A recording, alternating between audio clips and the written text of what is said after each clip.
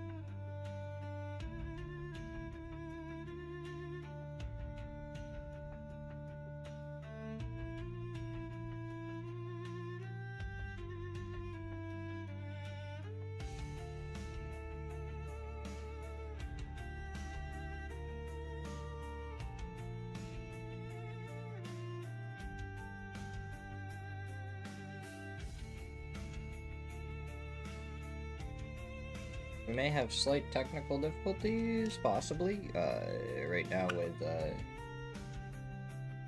stream. So it may just be a little while until we get it up and running. But hopefully it shouldn't be too much longer though, and we'll be underway. Right now, getting to see all the stats. DraftKings had a wonderful day number 115 kills, 2,800 damage. Quad had 2,400 damage, 8 assists. DraftKings, for the most part, if he was shooting people, he was getting his kills. Meanwhile, it was BL for Furia that was the one getting the assists. Toyo having a resurgence here after not winning last week with Capitan 15 kills, Emmy has 14. And normally it's been Solds that's been up towards the top for Toyo, so good to kind of see some of the other players getting kills. Not that they weren't before, Capitan was still dominating. But a little bit more of a spread. We look at the 3 MVP candidates right now. All 3 of them started with Toyo in week 1. BL was also on Toyo. But we're looking at what? Solds is winning the race because he not only has 90 kills, he also has 56 assists. Capitan, he has 5 more kills, but he's 20 assists lower. BL a little bit closer to Solds numbers. If he can get a little bit more damage kills, and he will quickly pass Capitan. All 3 of them 2.8 KD or higher, which is very impressive.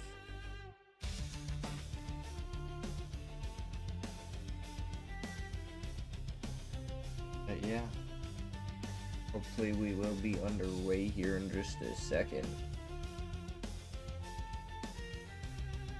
Trying to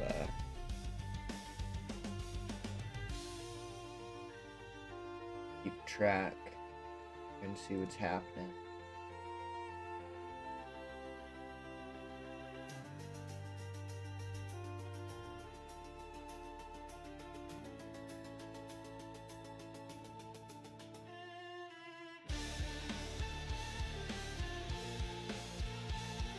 So it looks like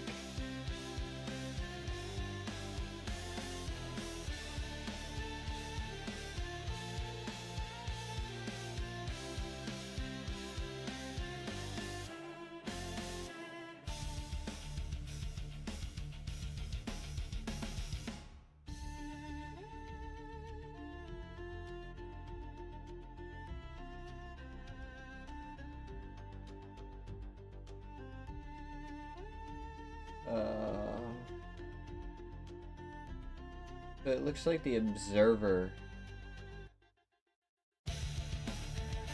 has not been able to join the lobby.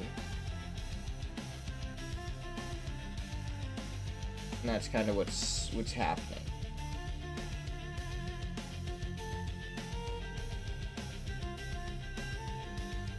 So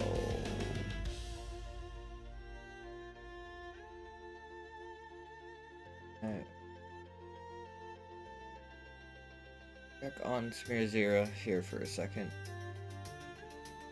But it does seem that we are having technical difficulties. We did get a start command at 6:25.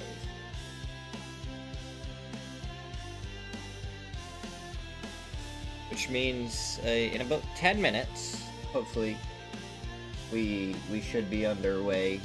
I don't know if we're gonna have a spectator or not.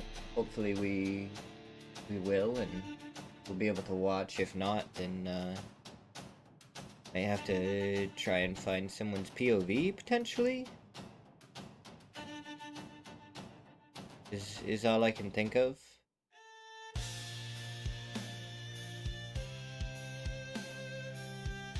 So we'll kind of see what's gonna happen.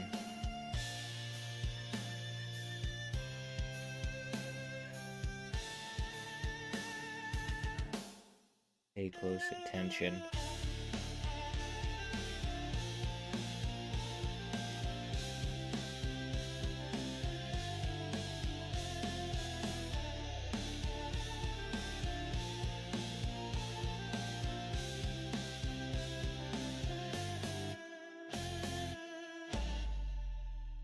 not remake for.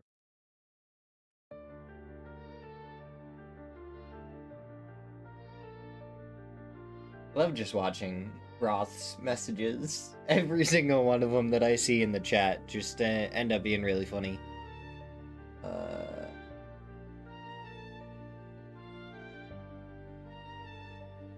DJ, what's going on? Bum, bum.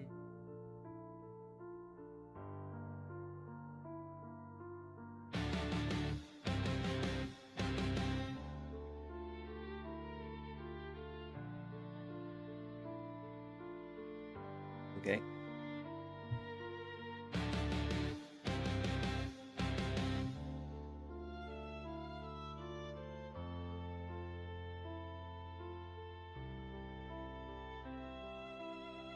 Yeah, we're kind of just waiting here. We had a problem with the spectators, so we got delayed a little bit. And now we're kind of just sitting here waiting, hoping that it's gonna start here soon.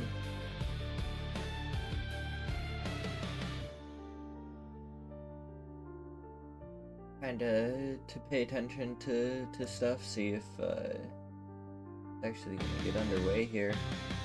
I believe this one is, yeah, that's outdated now for me. Yeah, so we're just kind of here and waiting for a second.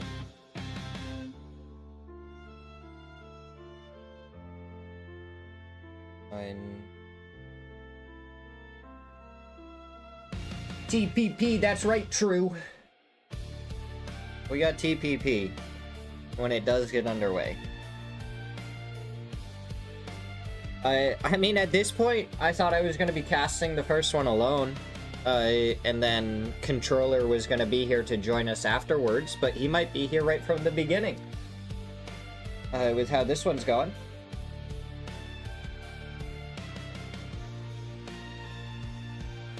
I also didn't get my dinner early on. Because when I got home and I hopped in the shower, my girlfriend started making it, but she forgot to put water in the rice cooker to actually get the bao buns to cook through. They were delicious steamed. But I was kind of like finishing those up right around the time it was supposed to start, so I thought I was going to be eating some food right at the beginning too, but in the end it all turned out fine.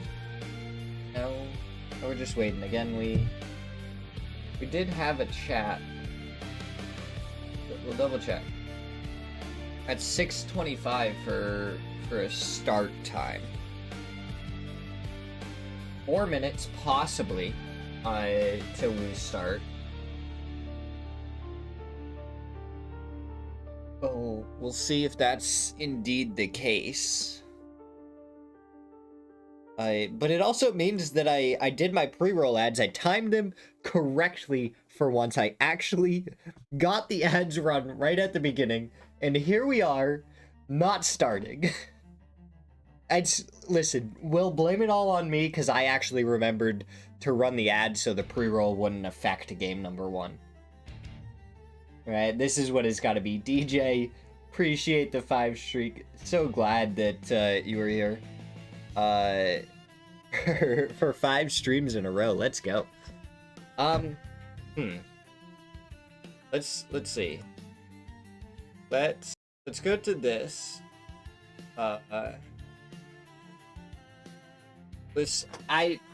We'll give you 5 push-ups for that 5 streak because we got nothing else going on right now. So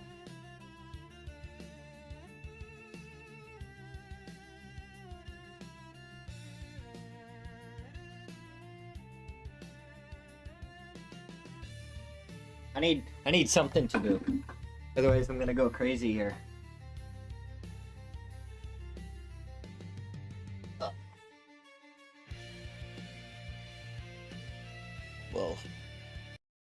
Go right back over to this. Alright.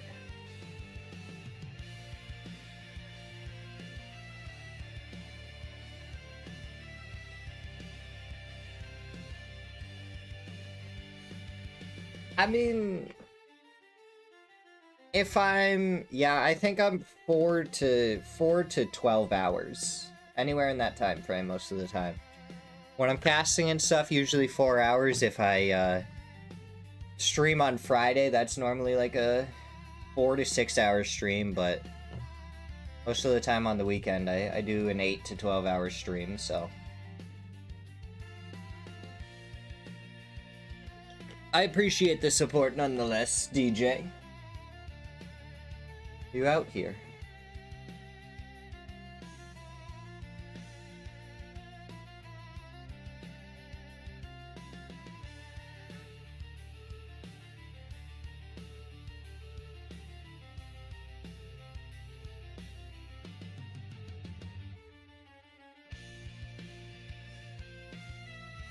Alright, let's see.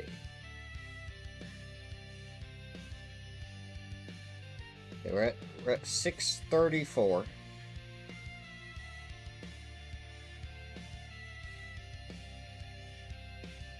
Oh. Double check one other thing.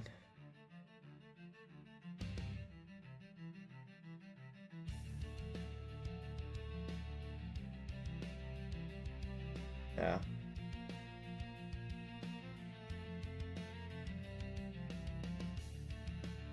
Oh, we're just sitting here waiting. We're hoping that it gets underway.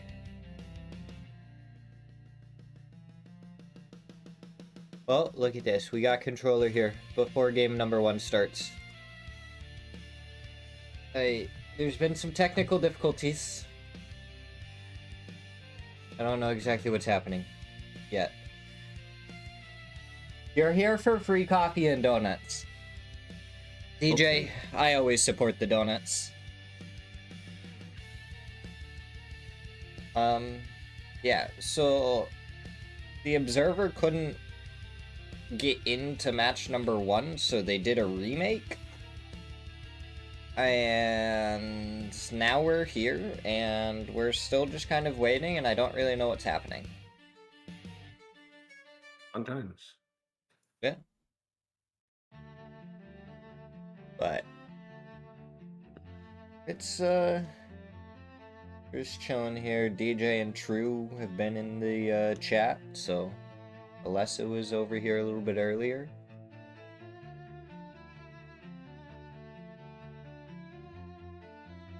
Big shout out to the boy True. Haven't talked to him in a little while. All he did was type TPP.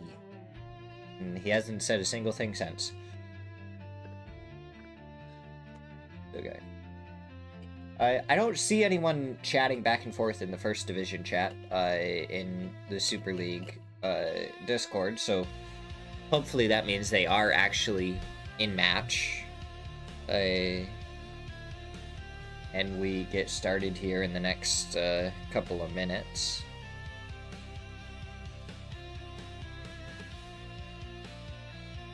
Because I don't know how I'm going to pass the time otherwise. Yeah, we'll try to follow and catch up on the statistics from the first match, I guess. Yeah, we haven't even done a match yet. Yeah, but they hopefully are doing one now. Yeah, I mean,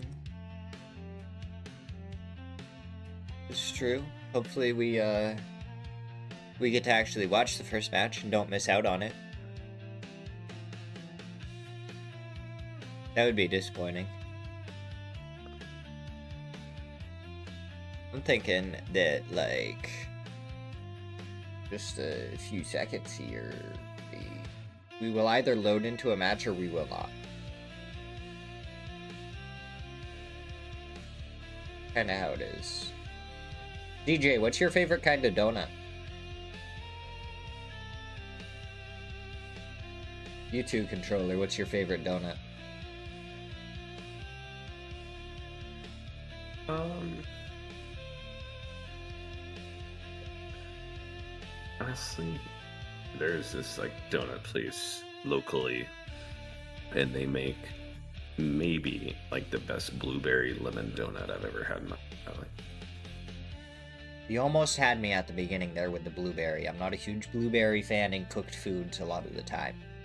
But then you saved it with the lemon. Well, they perfectly complement each other, you know? Oh, they do. And lemon is definitely one of my favorite flavors. It's so fucking good. Well, see, I also love blueberry pancakes, which I think are amazing. See, personally, it kind of comes down to I'm not a huge, like, cooked berry person. Like, I will eat just fresh picked berries way more often than I would enjoy them cooked in something. And that goes all the way to like cranberries and stuff. I will like pluck and eat cranberries. Bitter as heck, don't care. I think they're delicious. But then you cook them and stuff, and I just not as big a fan anymore. Look at that. Look at that. We're underway. 18 seconds. We're actually getting in here. I don't think we're going to miss out on any of the action. We'll be underway in just a second. There we go. There we go.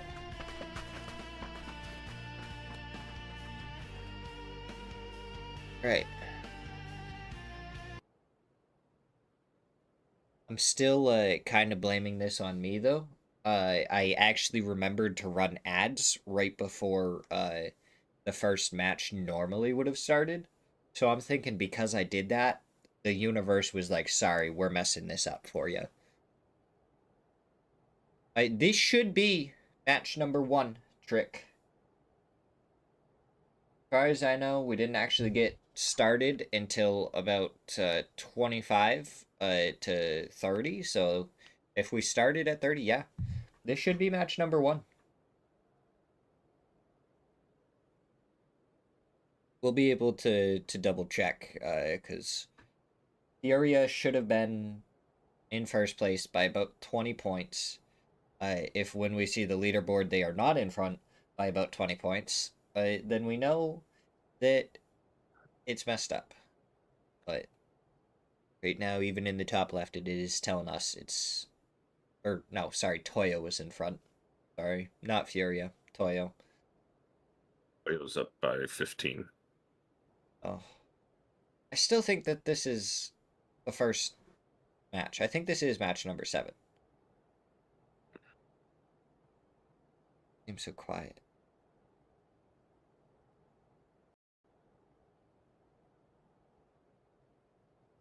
We also are apparently slightly behind. I don't see any hot drops. We're just going to click live. Get us caught back up. There we go. Yeah, it doesn't look like there's any hot drops to start match number 7, though. Luke 12 is grabbing himself a zipline gun. See if he can put that to good effect later on. So we started late because when we first joined for match number 1, the observer was not able to observe. So they just tried to remake the lobby really quick for him, and then I believe we needed a remake for I think Rock had some disconnects or something right at the beginning, like most of their team. I don't know if anyone else disconnected, but so then I think that was a remake too, and now we're here.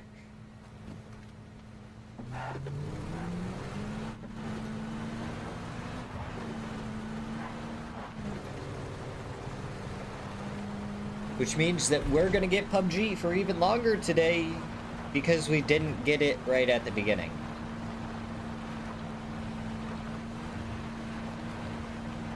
That's just how it be sometimes. Yeah, we'll take it.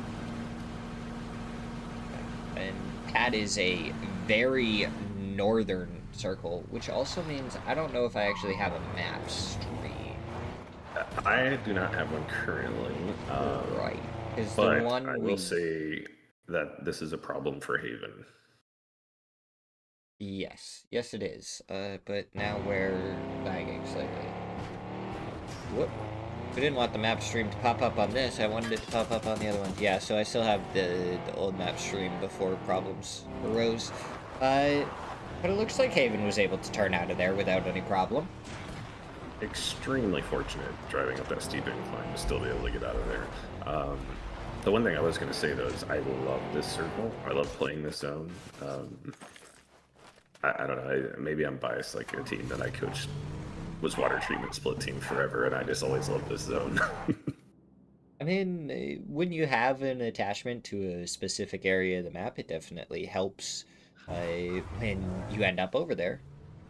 But STX could get a kill here if Foradore stopped, but it's actually Sweezy. His teammate goes down, and it looks like 4-0 ended up starting as just a 3-man for this one. I think this happened a couple of times to them yesterday as well.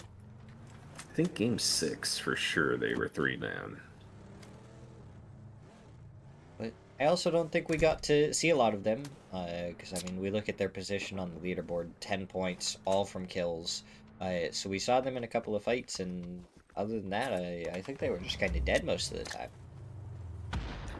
They spent a lot of time strategizing, we'll just say. Strategizing on a screen that didn't quite look like some of the other screens.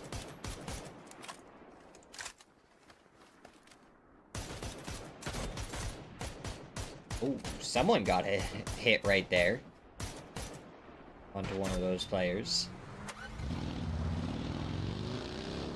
Hey, look, it's Wooly with a Bolty. I will say, you weren't around for the past couple of weeks, but Duel. They always have at least one player running a Bolt action, I feel like.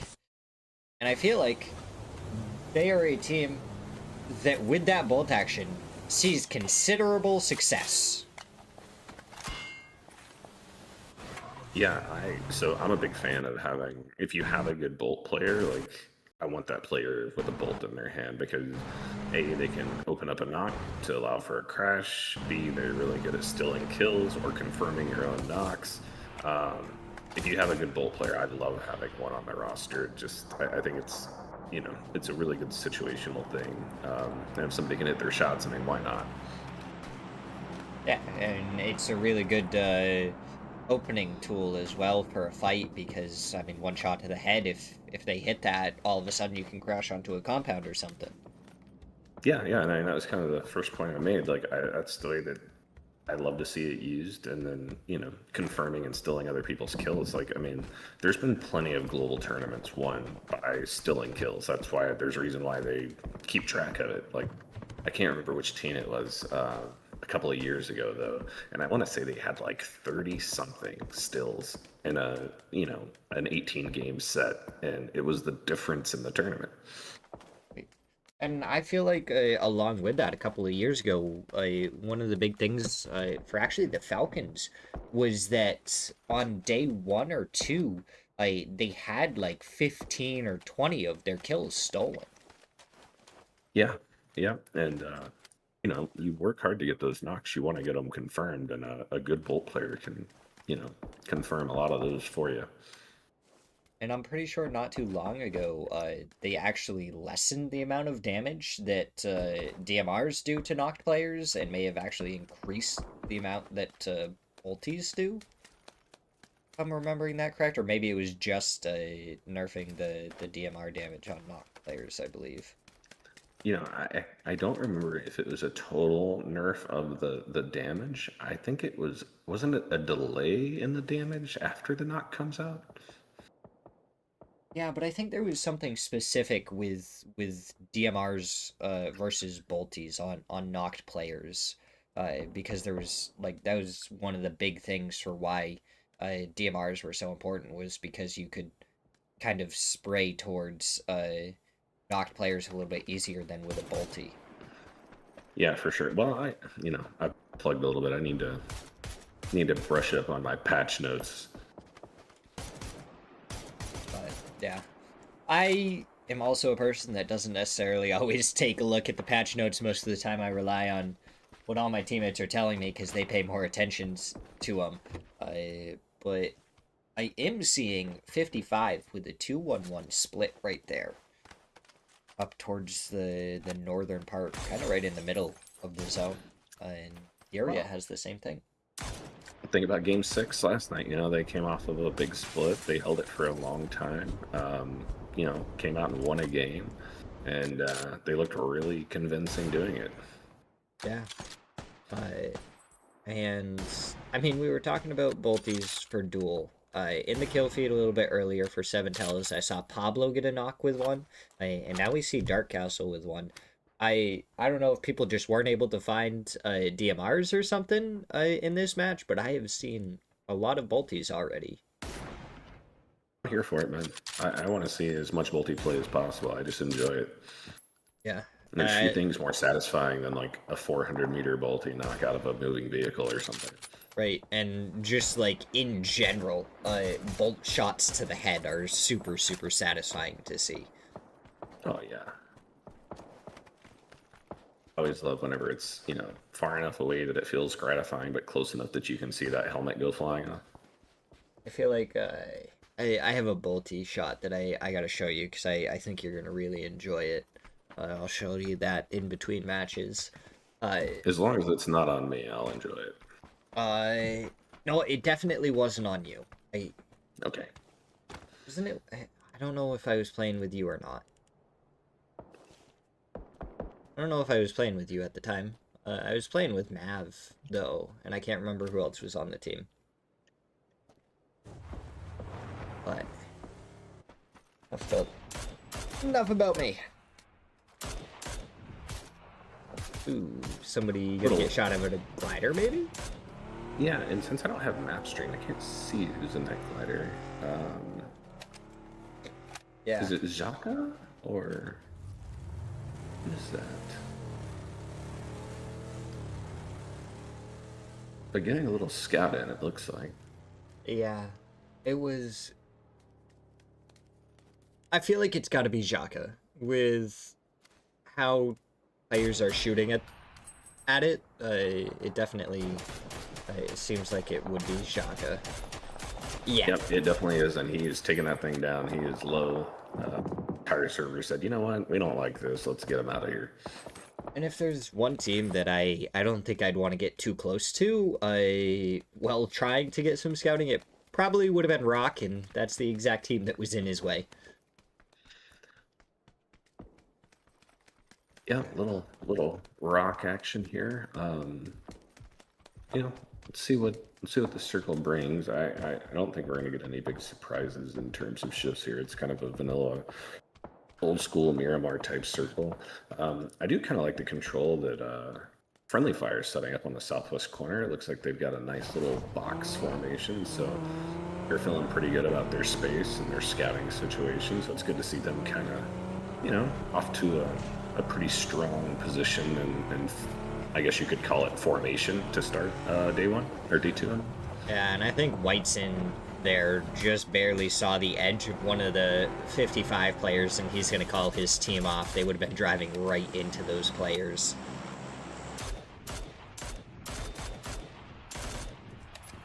Yeah, it's a good little scout. I personally do not like driving in third person, but that's just me. I know, and that's counterintuitive the way most people feel, but I like being inside the car, but that did help him in that regard to be able to scout that.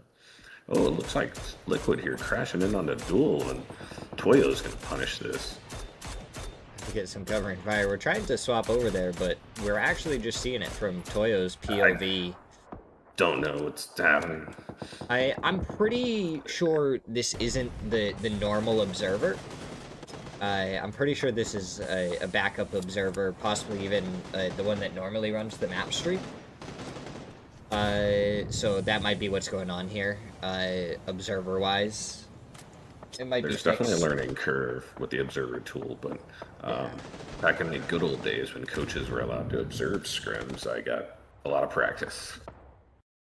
But no longer are you allowed to observe them. It looks like, so far, Team Liquid, they only fully lost one player so far. Luke 12 is getting rezzed right now. Purdy trying to step around, going for the fight onto Penta. The shot's going through, but the explosion may have jarred his view a little bit too much as Penta takes him down, gets a flush as well. Now Duel will only have Luke 12 and Cowboy to deal with. It looks like Toyo has come over and just started to surround this compound.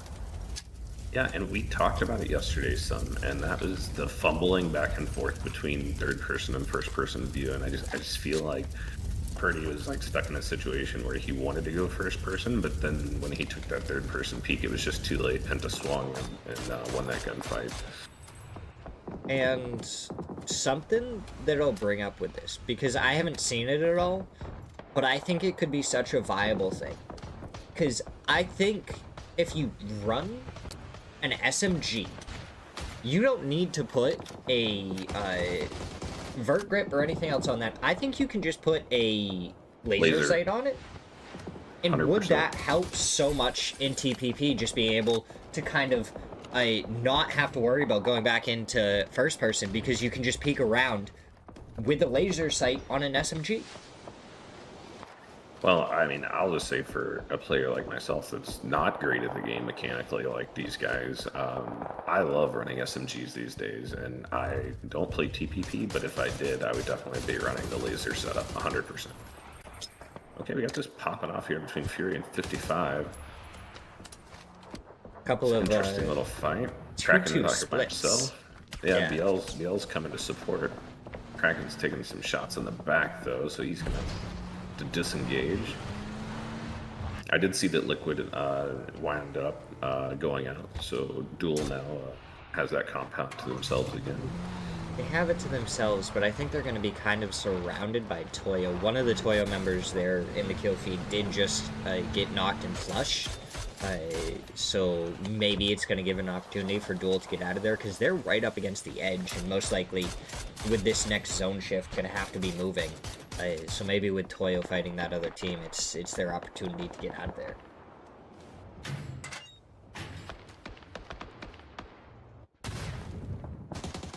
We're really bouncing all over the place here. It's making it really hard to follow the action. Yeah, looks like Dream 1 now fighting up against Foradori's. Murillo got the flush onto Hanzi, got a knock onto Killzera.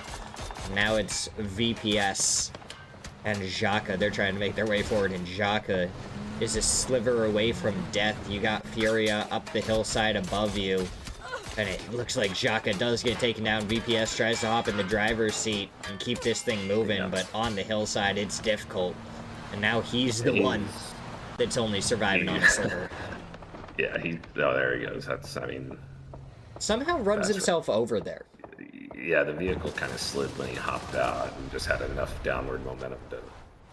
I mean, he was 5 HP, so...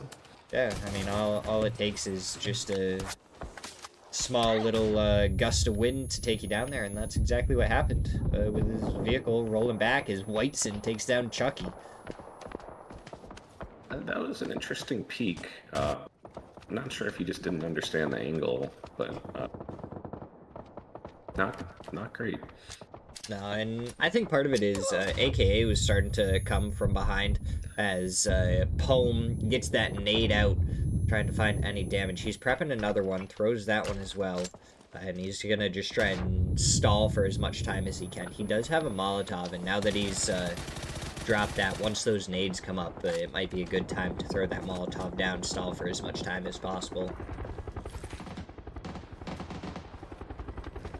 Yeah, it's starting to get pretty busy here on this hillside on the southwest corner of water treatment. We've got friendly fire over here. Golly, water treatment is just buzzing. Yeah, you got 5 different teams right around here. 2 players trying to land here. STX goes down. Bestia, they're trying to take shots at Rock as they're pulling in. Then down below, you have Athletes of Christ And then friendly fire and no way right on the outside of it. Yeah, interesting about the area that... Oh. What a headshot there from Gladiator. Helps takes down Roth before Monty can get the trade onto Gladiator. Looks like this is going to be a 2v2 right now. Yeah. A little surprised they haven't got smokes out sooner on him. Monty goes down to the nade there from Helps. He does get the flush onto DNL, but it looks like Toyo are thinking about backfilling on No Way. Yeah, it's actually going to steal that, and now we got Toyo involved with nades coming in. They are boxed in, and I won't use my normal boxed in reference because it's not appropriate for this chat, but they don't have anywhere to go. It does seem like Duel is getting involved, though, definitely changing the way that fight is happening. They did get a knock onto one of the members of Toyo, and we swap over here to 55, getting some DMR shots onto AKA. A little bit outside of nade range, though. So I think they'll have to move forward, and it looks like that's what Tavon's trying to do. He's going to try and get over here, throw that nade, but it's going to be a little bit late. Yeah, I mean, this is not a super viable push to make, because as soon as you come off this ridge, you're just dead. And that was a pretty nice nade toss. I think it just came up a little short, but on the point as far as accuracy goes. Yeah. And, I mean, still that fight between the other three teams over there, and I really like Rock's positioning here. Like, it's not an easy place to play, but as long as people are keeping the hillside from shooting down on you, you can kind of control what's happening inside of water treatment, and if you can clean up water treatment, then you can walk up the hill. Right. So I think Rock's got a pretty interesting little spot here. But it might only last for as long as Furia is fighting Foradores here. There's a knock on each side currently, but if Furia can deal with this, they have Duel to contend with, but I feel like they have enough time that they might be able to kind of go look towards Rock if they can take down Foradores and get a couple of knocks onto Duel as well. Yeah, they got to take one bite of the apple at a time here, because this is still have some work to do to get to that opportunity. Those are good shots coming out from Zakrak, and he only has 5 bullets left in that MK, though. Yeah, those are great shots, but ammo definitely going to be a bit of an issue here, but there's no res coming out on that knock, so he should be able to confirm that. Yeah. The real question is, what does the rest of Furia have? I mean, Posa, he has 94 out, and he has a barrel for his other gun. DraftKings 112 out, so still some decent ammo. Stole it. Kane got an angle and stole that knock from Kraken. Duel is, if we're talking about kill steals and stuff, right now, it is Duel. Yeah, I mean, it's great. I mean, it's part of the game. Play the game, man. They're out there playing PUBG. AKA dying to 3 different teams right there. Bestia, Friendly Fire, and 55, each getting a point out of that. As it looks like Athletes of Christ are deciding to come over here and take the fight to Rock. Yeah, see if Haven can pull off some more magic today. RBN gets the opening knock onto LFP1. RBN not having any of that, man. He just... hits holy cow. 2 more, takes down Tony and Haven, and all of a sudden it's all onto Fauna. What can he do? He's going for the shots, and down he goes to Santastico. And Rock are able to clear up Athletes of Christ, but Penta, he ends up getting a knock onto RBN. Yeah, I feel like Duel is... they're a little torn. Like, I think they really want to come and see what they can find down here and pick up out of water treatment, but they're also like, hey, we still have people to our north. We've got Fury up here to worry about. So they're a little torn. I think they would like to shoot down on water treatment, but I think they're making the more conservative, smart play to work towards high ground for late game. Yeah. And I think Furia's positioning right now is absolutely phenomenal. They kind of backed off a little bit from this fight with Foradores. They were like, the zone kind of favored us. We're going to pull up and really confirm our spot and make sure that we can hold it down with good positioning. Well, yeah, and they have a lot of high ground to work off of, and they're basically just going to try to funnel everybody into like one big death ball in front of them and just pick off whatever they can. It's really smart play, Minute Killer, and they'll find the hello, how last you of doing four today? doors there as well. Yeah, so Toyo trying to make their way through water treatment, but Zello is over here. Margiela takes down one, trying to get the flush onto it to confirm. Emmy is there. He might be able to see him just barely. Now going for the shots. Does hit a couple more. The smoke comes out. That gives some pretty good cover for him for right now. Wooly with the bolt knock on BL up there for Furia. That's an interesting one. But it looks like Rock might even just be trying to get involved with this onto Toyo, but it's Benya to get the knock. Emmy does get the kill steal, and then Zito almost takes down Emmy in return.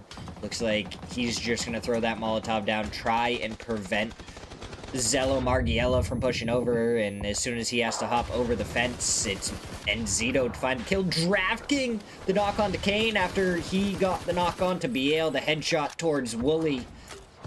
This fight is happening in full force. Yeah, dual activated, and I mean, good on them. You know, they're getting aggressive on this. They want this high ground. It's not going to be easy, but they're going to give it a go.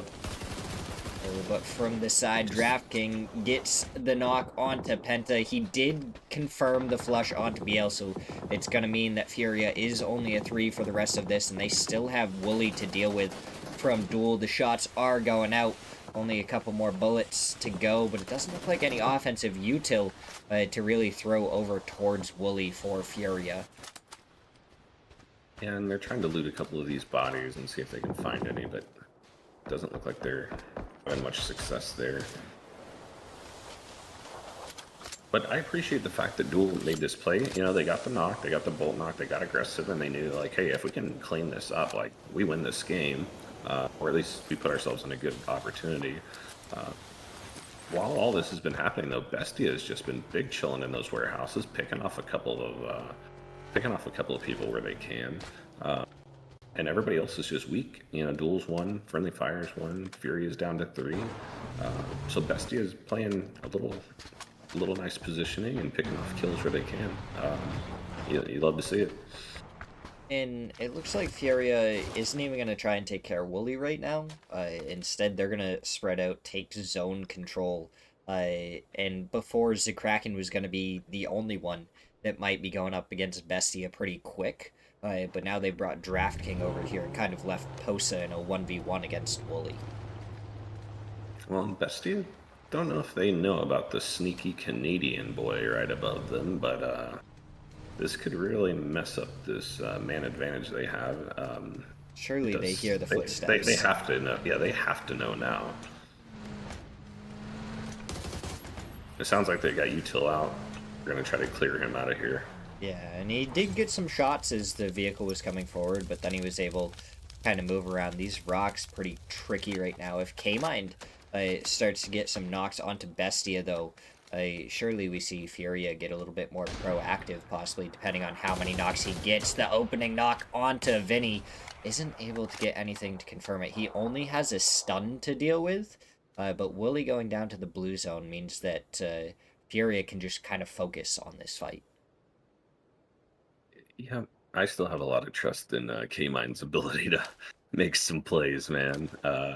So we'll see what he can do here, but this only lasts as long as Fury doesn't get curious about where he's at. And with only one knock, I feel like Furia is more really waiting for like at least 2 knocks before they do anything. Ooh, he almost slipped down the rock right there. Yeah, and that landing animation, like, he's just dead. Yeah. He does have to worry. Frogman, I think, is slowly sneaking up behind him. I know exactly where Frogman's positioning is. We've been avoiding the exact angle we need to see where he is. But he is out outside of the blue zone. So, I mean, he can't really, like, go out there without taking a lot of damage from the blue zone. Yeah, it's a little unfortunate for Bestia because they've got to deal with this, and meanwhile, Fury is just taking over the entire zone and just waiting to clean up whatever else happens after this. Which is exactly what they should be doing. Yeah. K-Mind, he has a repair kit. I don't know what good it's going to do for him. It looks like he's waiting and prepping this stun. He's going to throw it down. I don't think it's going to find anything for him.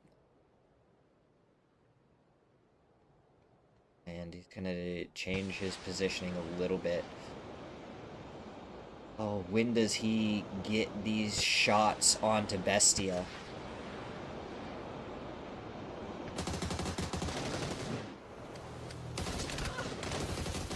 He gets the opening knock onto Frogman again, and now he actually drops down here. There's a second player. He's not aware of him. He still finds the kill onto Vinny.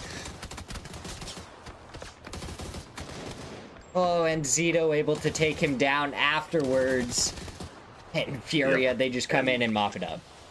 They literally just pounced on that so quickly, like no pun intended with the Panther logo, but they did exactly what they needed to do. They waited for that to pop off, and they already had good position set up, and they swarmed when they needed to swarm. Yeah, all four of the top four teams there, though, had at least 7 kills in that match. So very good from them. But we're going to go to a quick break as we get ready for match number 2.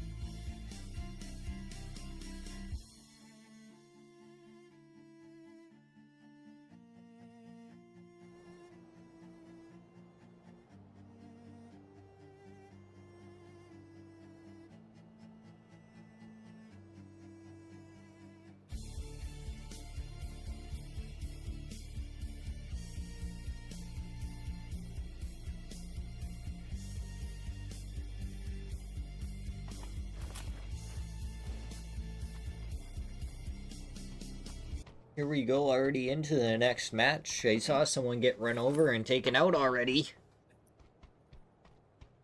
Yeah, we had a run over. We didn't get the plain run up lead in like normal, and we come right into somebody getting mowed down ruthlessly. So I didn't even catch the teams and kill feed. So shame on me for being terrible at reading kill feed right now. I wasn't paying enough attention to notice who it was, but I do see And that Chucky it's got those a same knock. two teams. That's the same two teams, actually. Is it? Yeah, yeah, DTMF, they got 2 kills. It is. So it's 4 Monkeys men that have lost a couple of players. Why is my quality so low right now? There we go. Fix that up real quick. Yeah, so that's kind of interesting. It looks like 2.5 teams dropped in Leo. So yeah, that's interesting. Yesterday, DTMF and Team Liquid both did land here. Obviously, a very normal Liquid landing spot. Yeah, I mean, we used to split North and South Leo with Liquid previously at Tilt Town, and yeah, it was always a little nerve-wracking sharing the city with that group.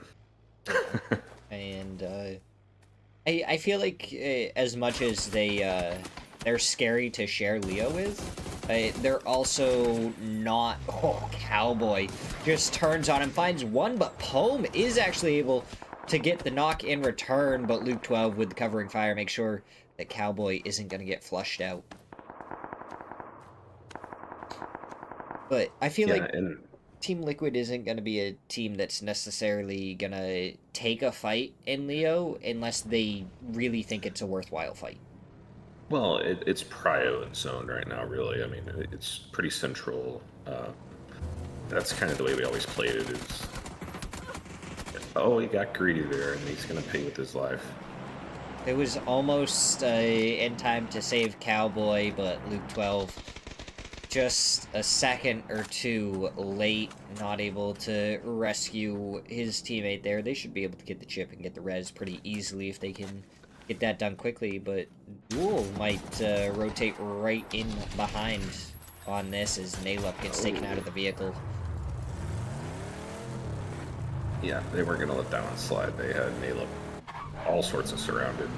But yeah, I mean, as far as Liquid goes, like we knew when we shared the city with them, like if Circle was not going to have Leo in kind of a centralized area, they were going to stay on time and rotate and not mess with this. But if all of a sudden Leo was prio, like you're antenna have to go up at all times, and you just have to be hyper aware of where they're rotating and how they're playing around you. Yeah. And it's just one of those things. A lot of the top teams, they know when they want to rotate. A lot of them are rotating by like a minute and a half to 3 minutes at the latest. Yeah, it depends on the circle, and where you're trying to get to, and also who's playing around you and timing out their rotations. And that's one of my favorite parts about observer mode as a coach was I would go in the week, 2 weeks before a tournament, and I would sit there and stopwatch teams' rotations in different zones. And it's very helpful just to know how and where these teams feel comfortable playing and how you can exploit that. That's very interesting to know that you, and probably other teams, did like go back through specific replays to actually like time the amount of time it would take for rotations and stuff. I mean, it helps you like not drive into rotation camps yourself. It helps you set up rotation camps on other teams. There's just so much data that you get out of it. So I think if you're not looking at those sort of things, you probably should. Yeah, Maya just kind of caught out here, got a couple of tires popped, and wasn't able to do anything else. Gets flushed out quickly by Murillo, and Corridori is going to pick up a point and going to be able to continue their rotate. Yeah, I do have a group stage memory of us timing Liquid's rotation out of Leo, actually.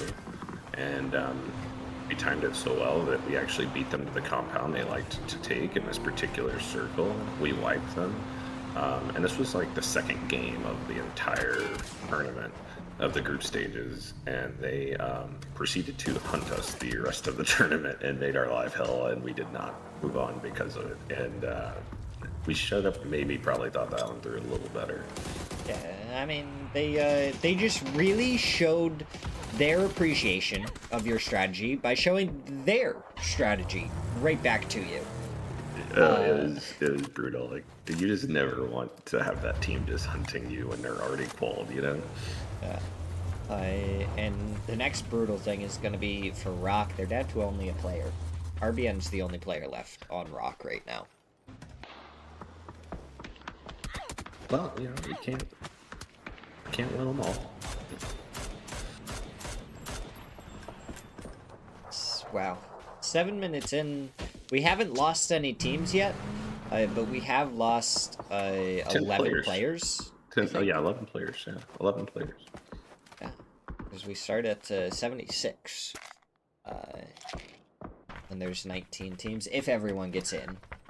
My brain told me 75, but I also forgot that the run over had already happened. Yeah, like instantaneously, right at the beginning of the match. So, it was a weird one for sure. I mean, something that you're not fully ready for. But I have noticed that Furia, with their win in the last match, have jumped Toyo for first place. Yes, they have. Another thing I was noticing about that is that Toyo also has one of my favorite logos in all of America's PUBG. Favorite logos. Let me see. Dream 1 actually has one of my favorite logos, just because it kind of goes along with some of the things I like. Furia's is pretty cool. I'm very much a fan of, like, big cats, or specifically more wolves than anything else. But don't see a lot of those, so big cats tend to be a good substitute, and anything blue is pretty fun.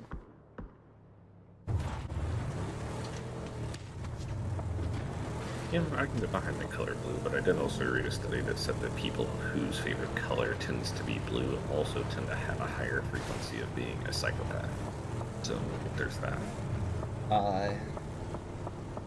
Does it change anymore if it's specifically light blue? I don't know. I didn't dive in all that deep. I just kind of read the summary and I was like, okay, that's interesting to know. I've been trying to deny the fact that I might be a psychopath, so I'm just hoping to keep on denying it by saying that it's light blue instead of, like, just blue. Oh, I'm not going to be able to help you there because I can't make clinical diagnoses, but... Oh, darn. Well, it was worth a shot.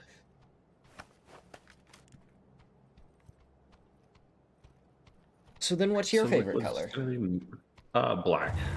Which is, yeah, I know. It's... How exciting. Hey, listen. My top 3 colors are light blue, black, and silver. If I get a 4th one in there, it's hot pink. Alright? So... Well, my high school football team, we were black and white. I know, just very plain, very classic, but, you know, my whole closet's full of black and gray. And some blue. Yeah. They are good colors. But yeah, I love a black and blue color scheme. Get a little bit of silver in there for an accent if you need it here and there. Nothing better, in my opinion. Yeah, I'm a big fan. Coincidentally, not a big fan of red, but I do like Toyo's logo a lot. My least favorite color is yellow. I just got stung by too many bees when I was younger. Can't do it. Is that why your head's so big? No, my head is actually tiny. I know, I'm joking. It's all that Pal World. It's really funny. Most hats I have to, like, put to the smallest setting to actually get to fit around my head. Yeah, that's rough. It's like the guy that gets shot in the head with that gun in Men in Black that shrinks his head. But, I mean, after the early action, here, swapping back to PUBG talk, there hasn't really been a whole lot going on. People have been going about their rotates, a few pot shots here and there, but nothing real too decisive from anywhere else.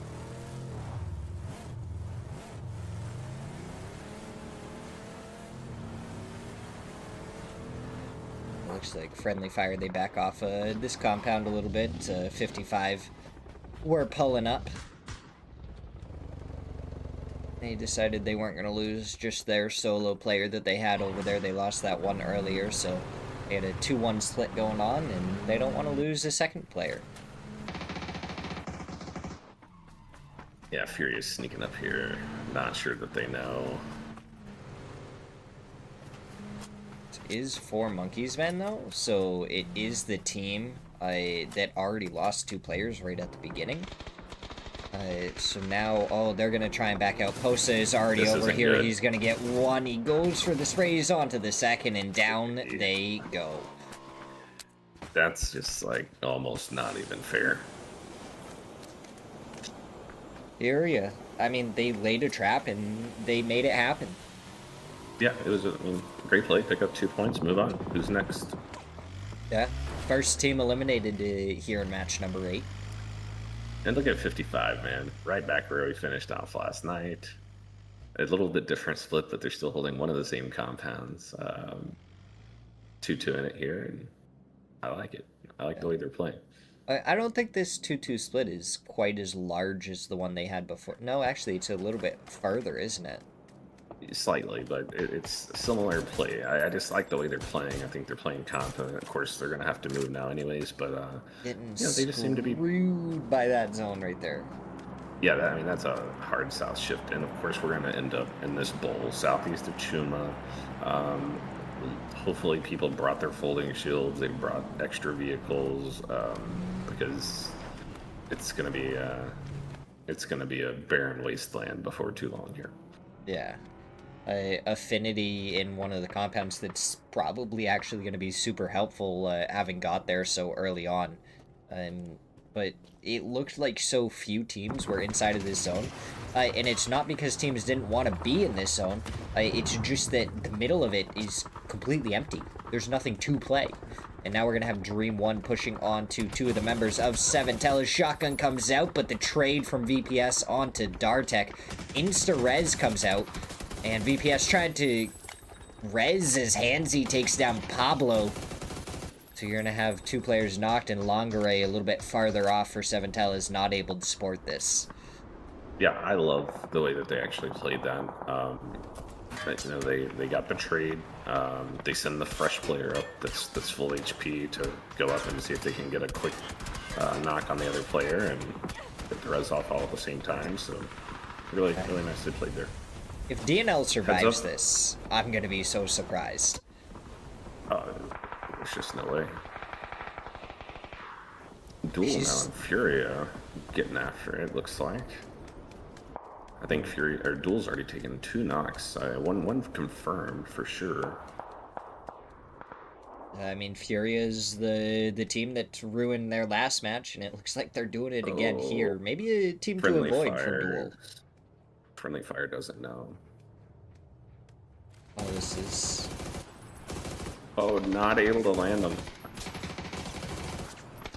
He gets the knock finally, but he's allowing the other players of Friendly Fire to start reacting to his position. K-Mine still hasn't even made it over here yet. Monty did end up getting around the corner, but it looks like 4-0 is gonna push onto this.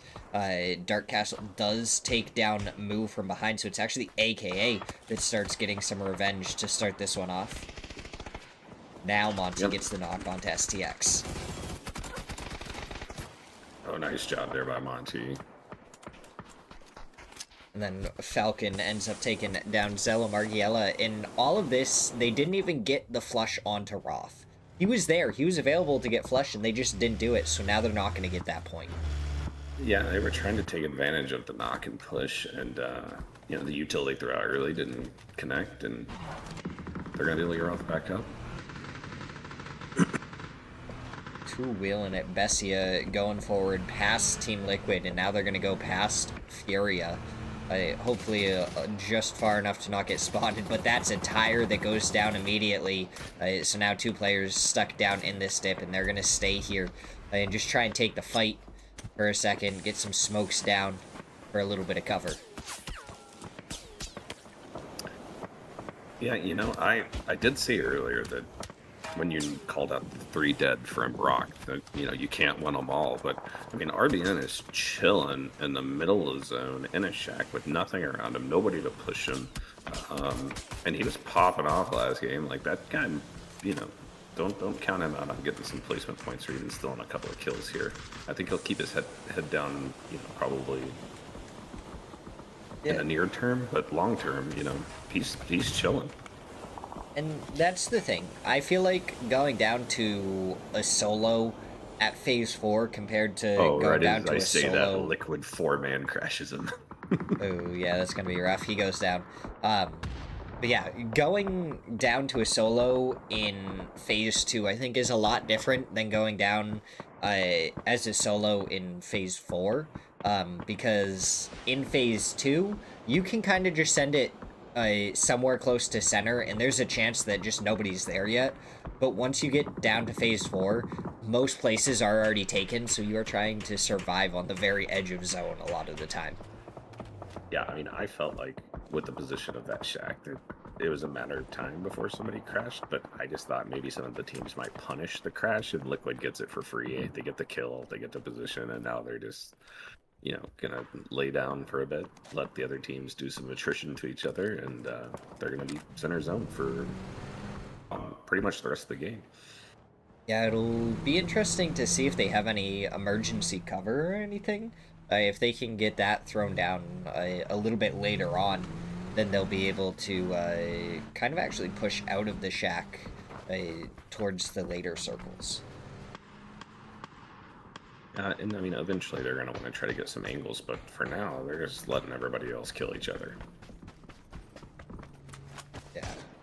Looks like Furia actually rolling up behind the members of Floridores as Dream 1, they're stuck here getting shot by friendly fire in the back right underneath the members of 55 PD.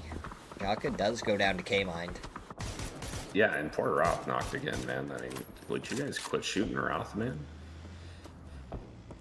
My man's is just... What, third knock already or something? Third or fourth knock? I know it's at least 2. I don't know if there's a third one there, but he's definitely being targeted. Yeah. Maybe that's why Friendly Fire isn't doing too good. Maybe everyone's just focusing on Roth and just taking him down, so he's just getting frustrated.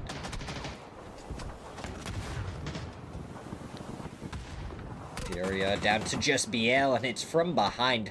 The kill feed is lighting up. Who actually got the kill? It was Murillo that got the kill there onto Furia, and they go down. After a very successful last match, they go down outside of placement points on this one, and it's the Floridores, who only have Slabby left up on this hillside, and them and Aura are going to have to send it down this hill at some point. Especially is glad to see that, since they went out early. They glad to see Fury out early as well, but you know, Toyo 4 up still.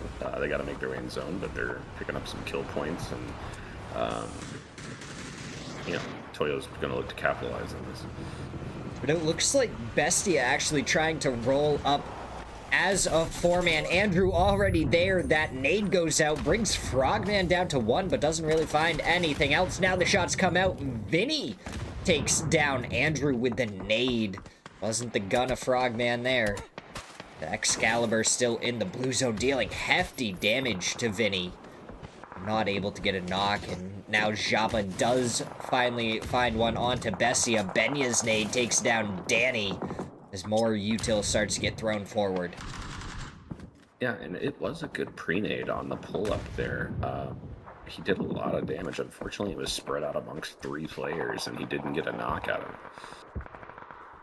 So now Bestia, it looks like they're just going to abandon Vinny. He is going to go down, and they're going to try and start making their way into zone 55. With the Panzer, doesn't actually get the knock, but does get the shots onto Ducky.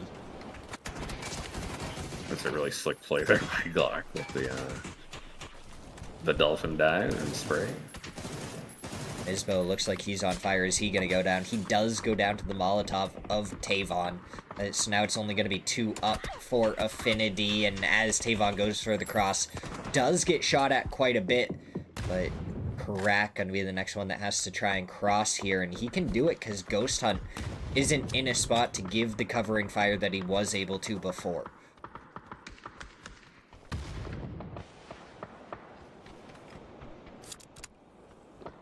Yeah, friendly fire playing really edge heavy tonight.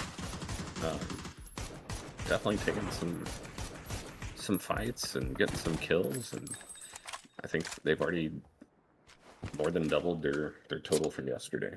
Yeah, all of a sudden Roth is the only one left, and he's going to be up on that rock. I think he's just barely out, so at some point he's going to come down.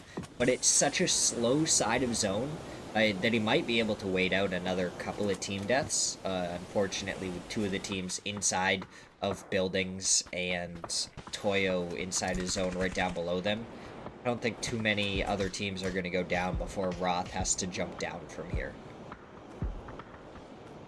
Yeah, the good news is he can't get knocked again. No, he can't. His teammates got knocked. And so far, anytime a teammate has gotten knocked, they've just died. So Roth probably not getting very many support points on the Twire, but I think he's doing fine in other aspects. Oh yeah, and he's gonna see if he can still kill here and before he meets his imminent demise. But real question is, where is Team Liquid gonna go? They took that shack. What do they're they gonna do have now? to drive. Yeah, they're gonna have to drive in the open. I doubt their cars are in very good shape, if they even have any left. So it's not gonna be great. They gambled on that shack staying in. Unfortunately, it gets pulled out. Now they're gonna have to try to take a bunch of damaged cars past the entire server shooting at them. So. Yeah, and I think Roth really wanted to try and look over there, but it looks like Athletes of Christ very aware of it. Mortars are going to come out.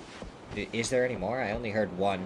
Oh my god, the other and there's... He doesn't even get the knock onto Luke 12. He actually... How does that happen? He like ran over the bike, and with how it worked out, his souls with the mortar ends up getting 2. It just didn't do anything. I would have laughed so hard if that mortar would have gotten Haven instead there. Haven, thank you for the distraction, says Souls. But now it looks Give like... him time to do some geometry, trigonometry. Yeah, it looks like Athletes of Christ wanted to push over here, but one player already down to the nade of Solds, and now they're going to be looking for more continuing forward. Solds does have a Panzer, so he takes down Haven. More nades rain forward. This should be able to at least get the flush, you would think, but they're going a little bit too far. Stuns go forward. They don't find anything. Capitan goes down to Fauna. All of a sudden, because of the util just not actually landing there, Toyo not going to be able to finish this as cleanly as they wanted. Yeah, and I mean, I know they wanted to clean this up, but Toyo's playing some not only really good PUBG, but really fun PUBG, man. We got mortars, we got panzers, we're getting all kinds of kills, like playing good positions. Like they're playing some fun style PUBG right now, and I'm enjoying it. I mean, Toyo, they're continuing to try and get some sort of knock or damage fishing with these nades towards the Athletes of Christ, but there's not a lot happening for them.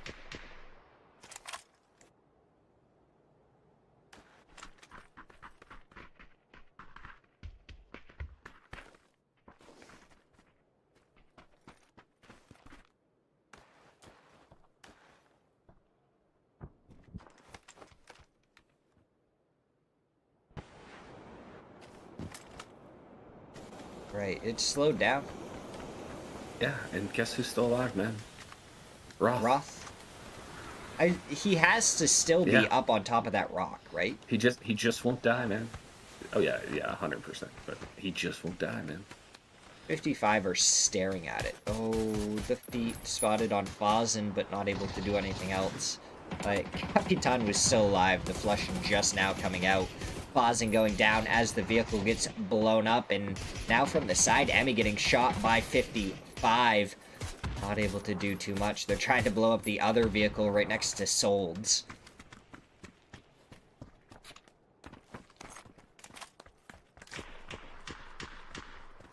But yeah, Rod's staying alive up here. I mean, I know just that he was able to get himself at least 2 more points from the time we kind of pointed out that his situation was not going to end well. So great job by Roth, not just folding up the tents and calling it in. You know, he went ahead and played it out, man. Got his team 2 more points, so you'll love to see it. Yeah, we are down to our top 4. We got 55, Affinity, Athletes of Christ, and Toyo. And that nade from 55 looks so good onto Zalady. But with so many stables and stuff in here, unless you actually get it into the section where they're sitting, you're not going to really get much damage with util. Yeah, and I mean, leaderboard wise, like 55 is going to jump here. Toyo's obviously going to jump Furia. FE, you know, the Athletes of Christ, like they're going to jump here. So the top of the leaderboard is tightening up here in this one. Yeah, and Affinity with being closer to the bottom of the leaderboard, being probably the lowest ranked team at the start of Super League going into this, making it all the way up here and gonna be getting some placement points. I don't know if they have any kills in this one right now, but just getting points and getting themselves further up the leaderboard is always going to be good for them and the experience they're getting for this.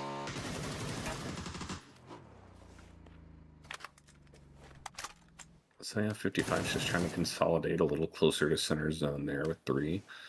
They're going to leave the 1 in the big glass building. And with Affinity still alive, I feel like 55 just hasn't been able to look down too much on this. Tavon does get the kill steal onto Emmy. But you're just going to see, I think, Toyo and Athletes of Christ kind of finish the fight. And then 55 and Affinity are probably going to start fighting before Athletes of Christ have to do anything. Yeah, and if Athletes of Christ can conserve a little bit of util here and not waste too much trying to get rid of Solds, they'll have a chance. They'll have a chance at this game and be able to set up on that ridge and make a push. There's a nade or a flash. I don't think they have too much offensive util left, but I mean, they're just not pushing with any of these flashes. Sold's trying to get some return flashes himself, that one going towards Tony.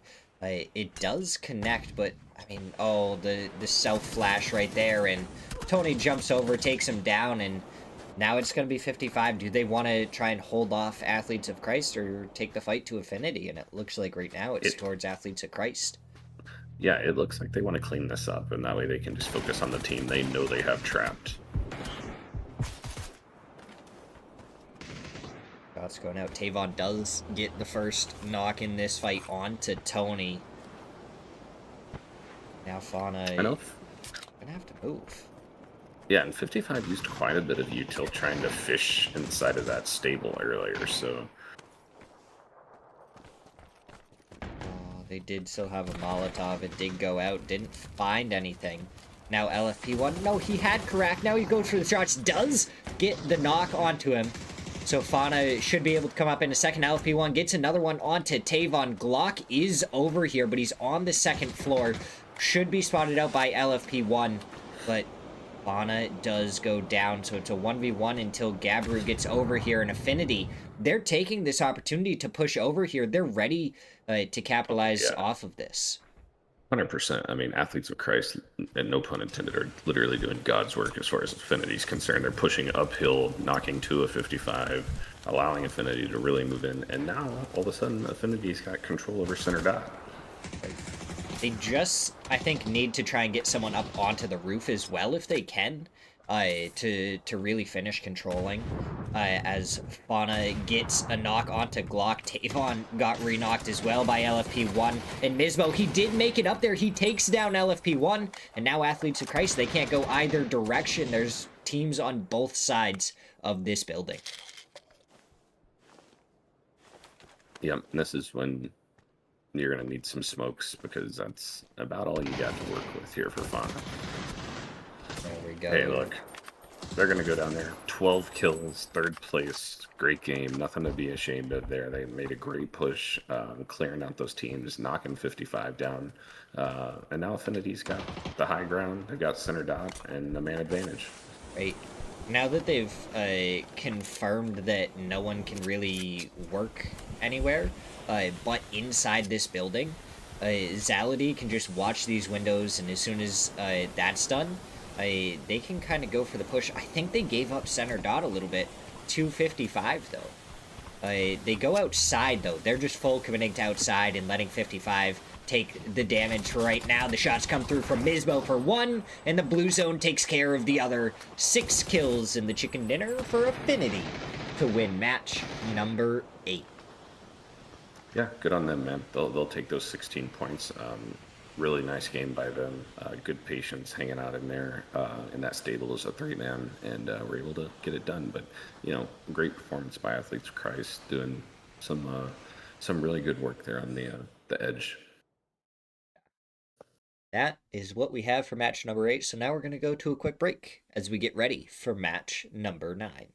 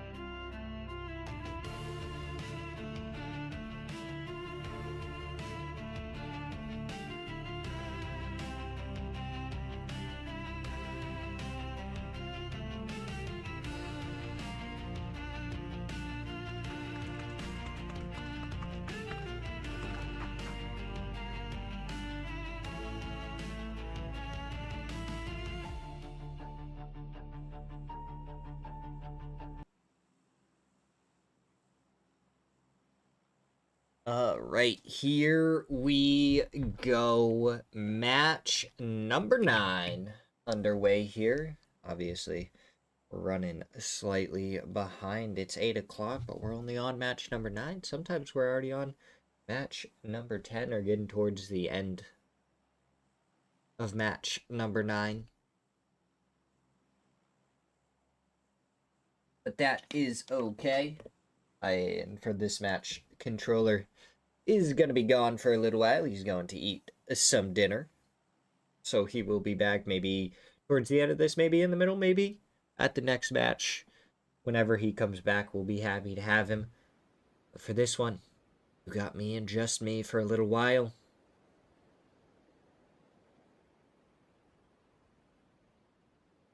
But it looks like Test Track's still going to have a little bit of a hut drop between DTMF and 4-0 Bestia. Not going to be hut dropping with Athletes of Christ, 7-Tellas, Affinity, Dream 1. They're all kind of grouped up. Aura, 4 Monkeys Men, they are hut dropping.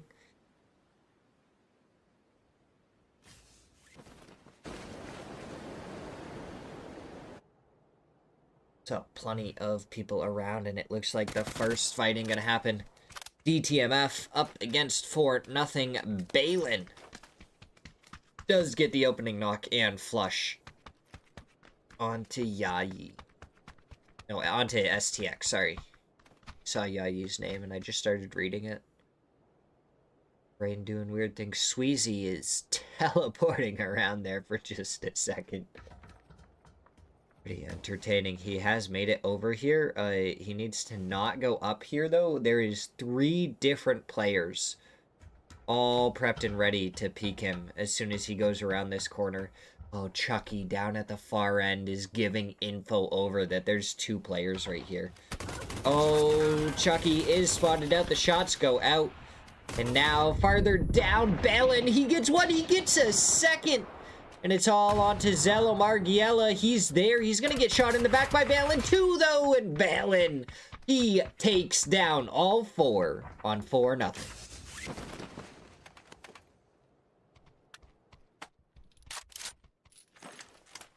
Darn. 4 Monkeys Men not having the most spectacular of weeks. 17 points so far for them. Definitely plenty of work to do. Affinity, we were talking about how they were having a really good match. And it was up to 40 points that they've made it now. 10th place. All the way down from the lower portions of the leaderboard. What, DJ? Ripperoonies to 4-0? Is that what we're gonna say? I mean, they're down in 18th place, only 13 points. I definitely don't want to be dropping out early. In this one, again, you got to remember, this is week 4. As much as the red is there, the relegation doesn't matter. It's all about getting as many points as possible. All I can think of, DJ, is that he didn't know of Balin, which is weird because his teammates did very much get killed by Balin, but maybe they thought that was the person all the way down at the end, and he just like went to the corner and started shooting them again. Maybe. I don't know. He still would have been there. Can't say I understand the play that happened.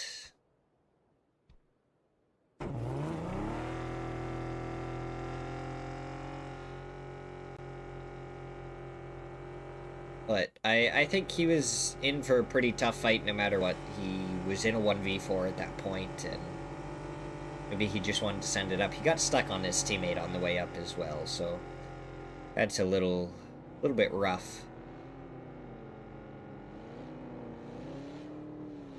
It's Furia. They're going to be on their rotate, just pulling in over here by a res station. Yeah, I don't know. Team Liquid, it looks like they've got a couple of knocks onto AKA Cowboy. Moving forward. Should just be able to get the flushes here in just a second. There is no other players here. Cowboy gonna punch him out with Alo. Halo, I mean, he's going to pick up that assist because Cowboy didn't flush him out completely. His Latance now gets flushed, and AKA their other two players going to be in a tough spot, well outside his zone as well. So I don't really know why a fight commenced there. Maybe AKA ended up crashing onto Cowboy or something. As Benya gonna send it across the canal into the water for a second and right back out. As, oh no, Vinny getting shot in the back by Tony. He's still alive, but Haven is the one that ends up getting the knock-in. That is a beautiful car, Tony. I absolutely love the look of that. 10 out of 10, would recommend.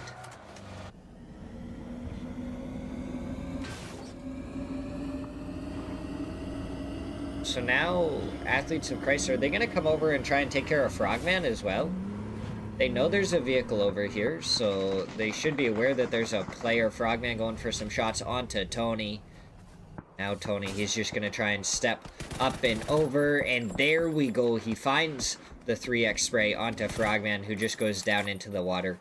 He's probably just going to stay underneath the water, not allow Athletes of Christ to actually completely flush him out for as long as possible.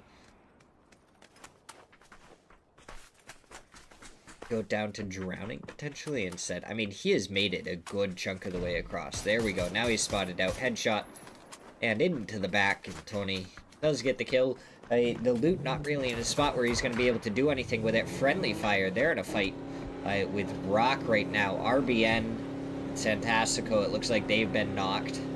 So now Quan is already pulling over here. Silzen getting some shots onto Roth.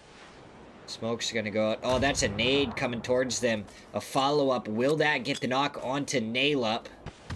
Yes, it does. It gets the flush onto Monty as well, so now you only have one player left, and Silzen coming over here to support. Quan gonna go down to Roth, and now the shots towards Silzen. He's gotta go for the reload. Silzen trying to spray him through the grass here.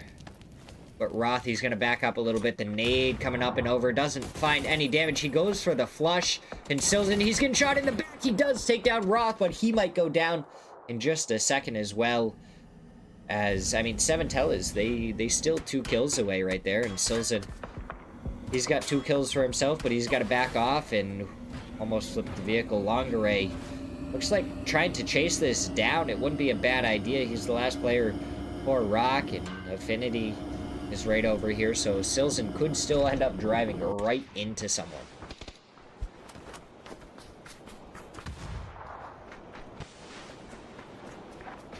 And DTMF, they did good earlier, but they are getting picked apart by No Way.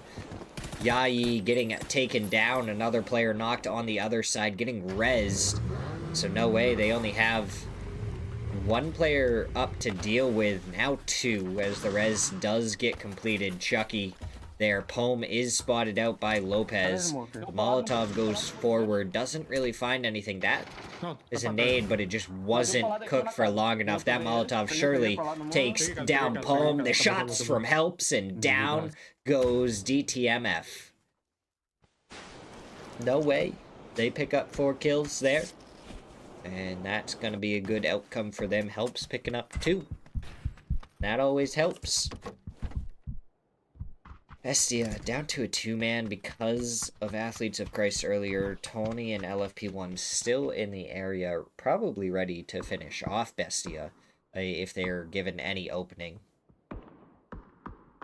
I am so jealous of Tony's car, though.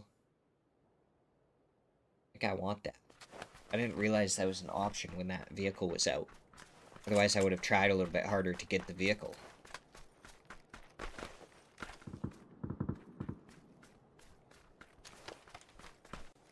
That's okay.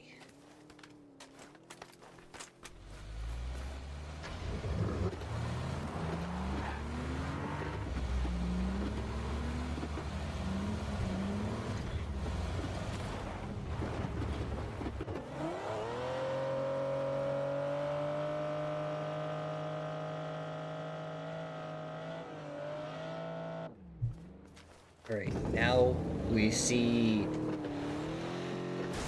Oh my goodness. what is about to happen? Team Liquid, they were only team on the east side. All the rest of the teams were over here on the west, expecting this to pull over. And then we get a hard shift. So now the entirety of the lobby is going to be going through here. Silzen, hey, your backpack is a little bright. 7 tellas. They're rotating by. I don't think they're aware. Oh, Pablo. Oh, if Pablo had just driven through the bush, he would have gotten a kill onto Silson.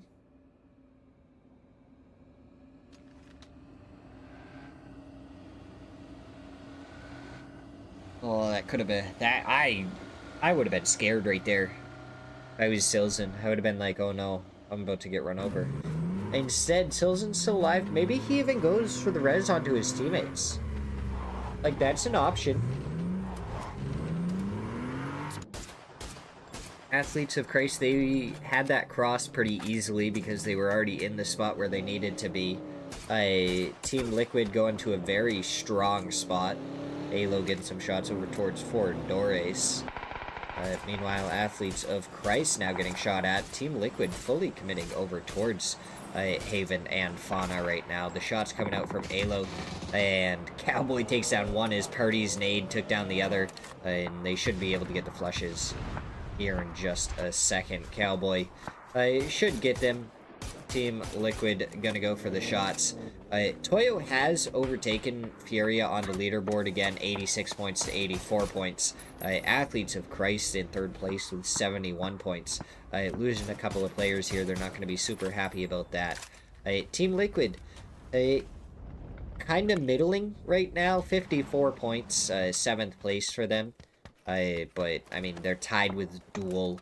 Rock is only 5 points above them, and then there's a little bit of a gap towards the top 4. And that top 4 is still the same 4 from week number 1 as Xhaka gets taken out of the vehicle by Yayi.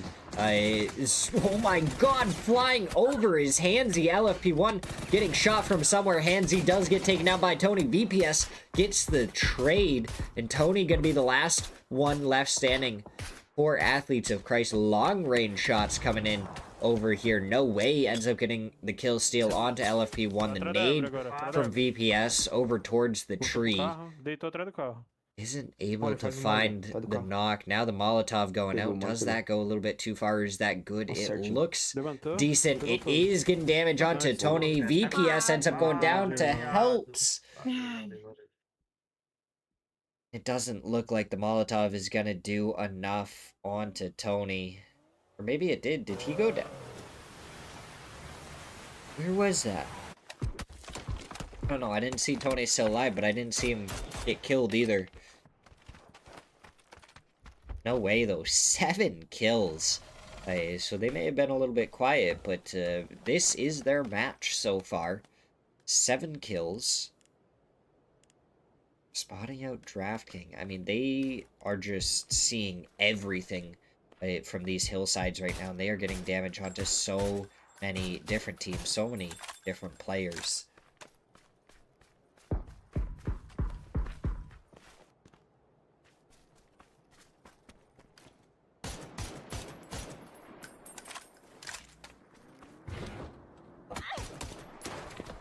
Ooh, Aura. They open up. But it's going to be Wooly from the side. Gets a shot onto Excalibur. Andrew had backed off a little bit. Wooly repositions his vehicle. It looks like Duel is going to decide that maybe that's not the greatest option for them to deal with right there. So I don't see the member of Athletes of Christ. I think he is dead. We've lost audio. I lost audio? I think we've lost audio here. Alright, well, Santastico has been brought back for Rock. No audio. Oh, now we get audio back as Gabaru takes down Dothy. I don't know what Gabaru is doing all the way out here in the blue zone. Maybe he just got the res onto his teammates or was planning to. But Doffy oh so kindly delivered this vehicle. Gabaru is gonna change it up just a little bit so that he knows it's his. And is gonna drive on out of here. 55. 2 kills and only 1 player up right now is definitely not really how they wanted this match to go. They're sitting at 69 points, and those 2 points get them tied for 3rd place right now. Obviously, Athletes of Christ did get a couple of points, so they're probably still a little bit below, but only having 1 player up is not how they want it. Fazen gets a knock onto Ghost Hunt. I think that was a re-knock right after he got res. Sold's going to be trying to go and push this, but it might have been a better option to just go for the res onto Capitan. This is a very difficult hillside to go up the side of, but he did see Ducky a little bit farther back there. Ghost Hunt, looks like the res should come out on him again. Now the shot's going to come out, so they know Solds is over here. The res not going to be able to come out onto Capitan anymore, I don't think, unless his teammate... Oh, there already might be another member of Toyo over there resing him. But Solds, he's gonna have to hit a first aid, and Affinity just barely inside the blue zone is gonna have a slightly better chance for a second until Solds comes around this corner. I mean, he takes a lot of damage, but he doesn't go down.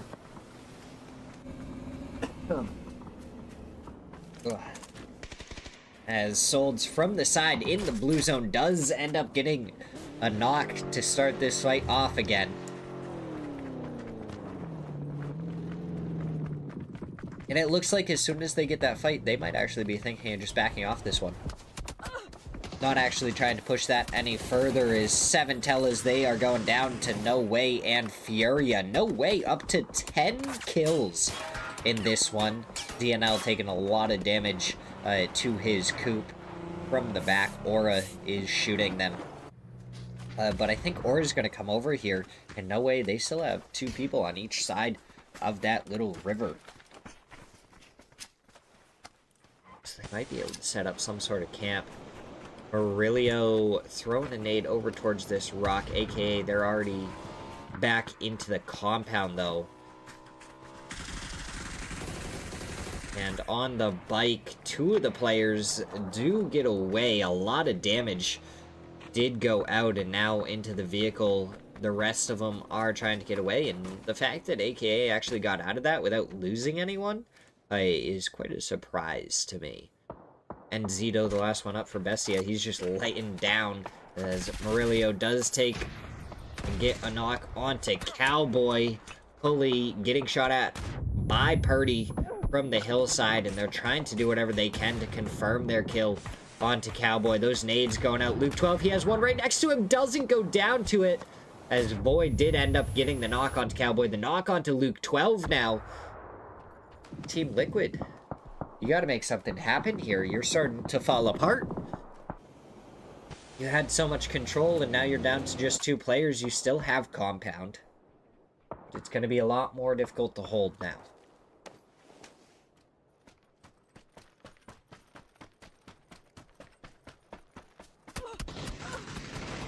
Oh, and Zito tried to move. He's spotted out by Alo. He gets taken down, and Bestia get eliminated in 11th.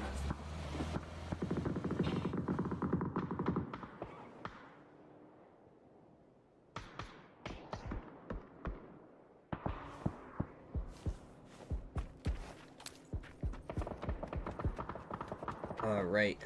Let's see how it works out. Aura fighting up against Furia on the hillside. Zakraken a little bit further forward. So it's a 3v3 right now with Joppa getting knocked over there.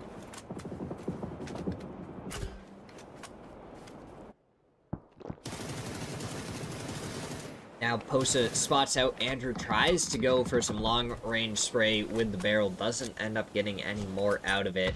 Excalibur still in the blue zone. Has to try and make his way in. Now just kind of looking up and over the top. And in a second here, when the zone starts to move, Aura may be stuck here, but I think Furia is just going to send it right into the zone. They'll be good to go. They already have Zakraken over there, who is getting shot at now by Aura. As Ducky takes down Emmy, Mizbo steps forward, drop shot, finds one, spins around, doesn't actually end up getting the knock. Now he's gonna have to worry about Solds right there. He does end up finding him, but Falcon is the one to take him down.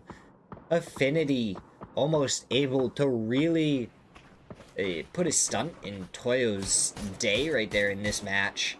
3 players knocked for Toyo. They only have 1 player left up. AKA, they're just trying to take some kill steals away. Falcon does get the flush onto Solds. Capitan trying to get the res onto his teammates. Should be able to get at least one of them up. As Aura, they're just sending it into this dip. And I mean, there's so many different dips that you can play here. So many players able to stay alive. And then Foradores, they are crashing fully onto Team Liquid. Purdy does spot one out, tries to go for the jump shots with the FAMAS.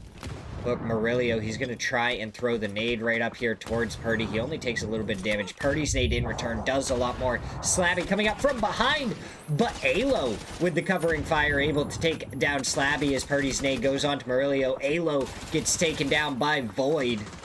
Now it's Purdy in 1v2, but he does have a FAMAS. He's going to try and get the confirm with the Molotov. Throws this one through the doorway and fully through the Molotov. Takes down Purdy. Murillo was able to avoid that one. So 4 will be able to get back up to a 3-man most likely here. But another team could crash onto this compound if they wanted.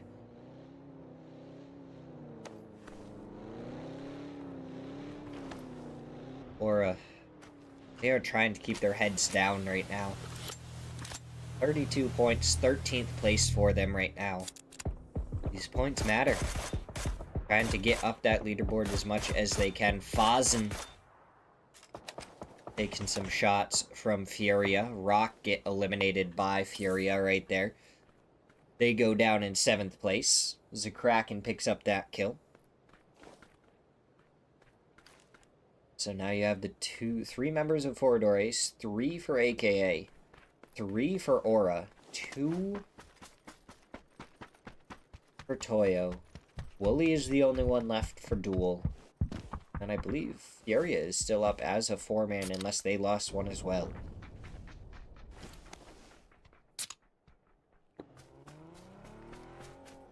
They did. They actually lost BL, so not a single team up as a 4-man in this one. Every single team only has 3 players left on it at most.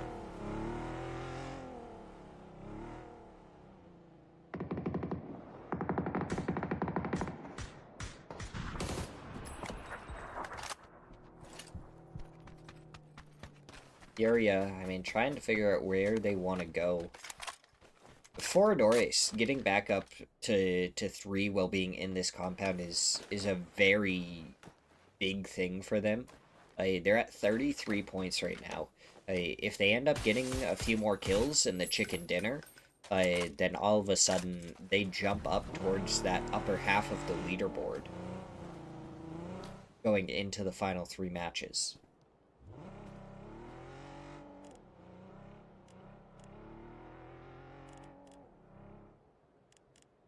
Area.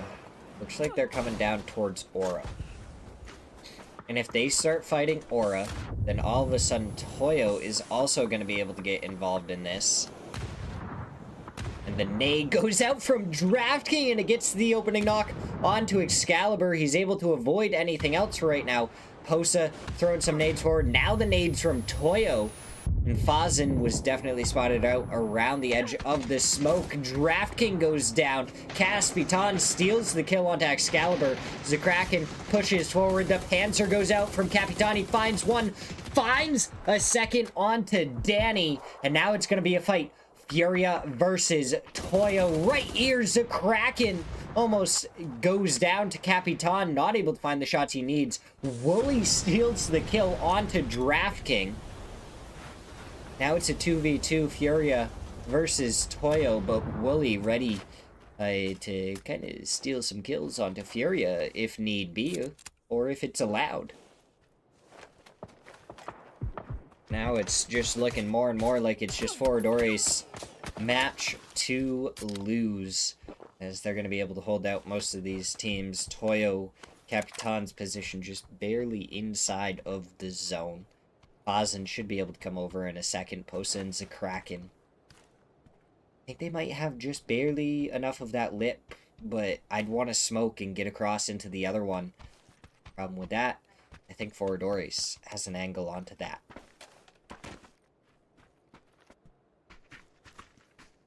Wooly could be a real X factor.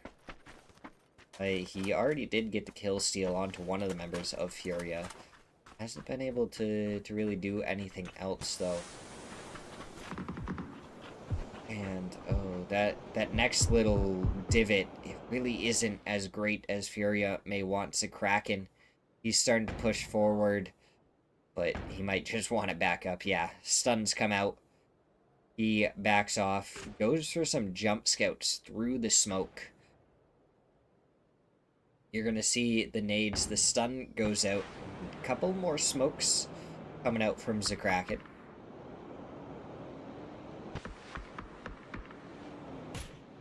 More stuns, and that one goes out towards Fazen. Molotov is somewhere in this. Does supposed to see it, should see it now. Nade goes out towards Fazen. So much damage. Aren't able to find the knock. Capitan from the side. He finds one. He finds the second, and that's 5 kills for Capitan. 8 kills for Toyo. They take down Furia. We're down to 4 teams. Foradori's, aka Toyo, and Duel was there until Fazen took Wooly down. So now it's just 3 teams that remain. Toyo gonna be right up against AKA, and I mean, I know it's Foradori's game to lose, but with the way that Toyo is looking right now, they are just dominating.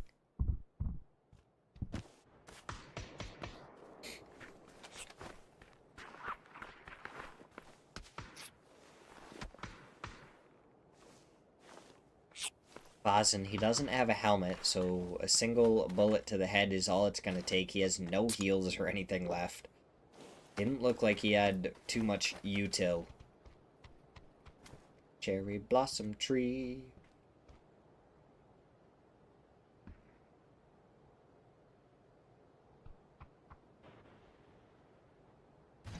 Looks like that's going to be our center point as it turns to 2D as the observer gets far enough away. Which is really wacky. Toyo looks like they're going to throw out some emergency cover. Probably try and go play that in just a second. Hope that Foradori's don't have a good angle onto it. AKA they're in on the very edge. No team really super close to the center dot. It's really the fact that Toyo and AKA are going to be right next to each other, with Foradori's a little bit farther off.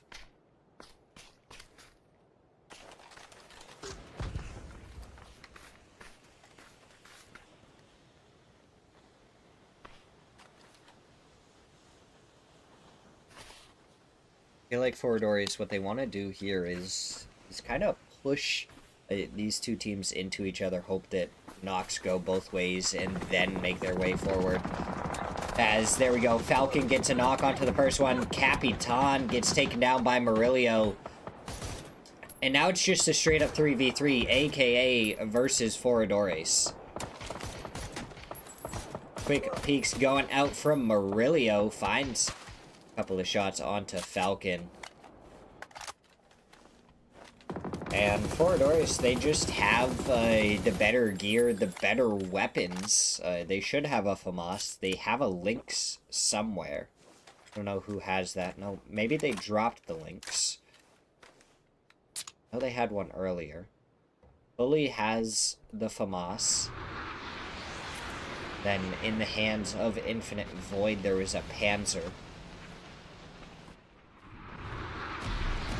So if this Pico bus tries to go too far forward, then Forodorius might be able to just do a ton of damage to it very quickly. Shots going out from Murillo, and the Panzer shot forward doesn't find anything.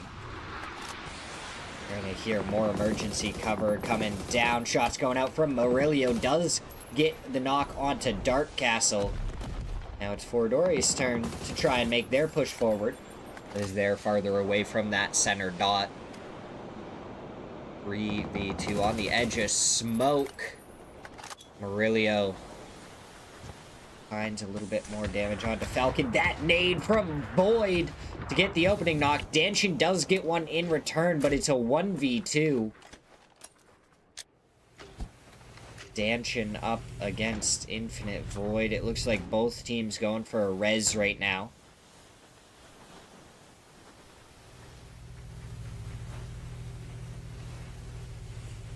Infinite Void up on the emergency cover. The AKA threw out themselves. That stun goes a little bit far. Doesn't really get too much onto AKA. Falcon stepping around the side. Does get the knock onto Infinite Void. Tries to go back down, but fully is able to take him down. So now Danchin, does he go for another res? Or does he try and fight this 1v2? They are spread enough that it might be easy enough to go for a couple of 1v1s. Goes for the shots towards Fully, but down he goes. The FAMAS rings out. And it's Forodorius with 9 kills to win match number 10. What a game from all of those teams. Toyo there at the end, just raking in some kills, taking down a couple of teams.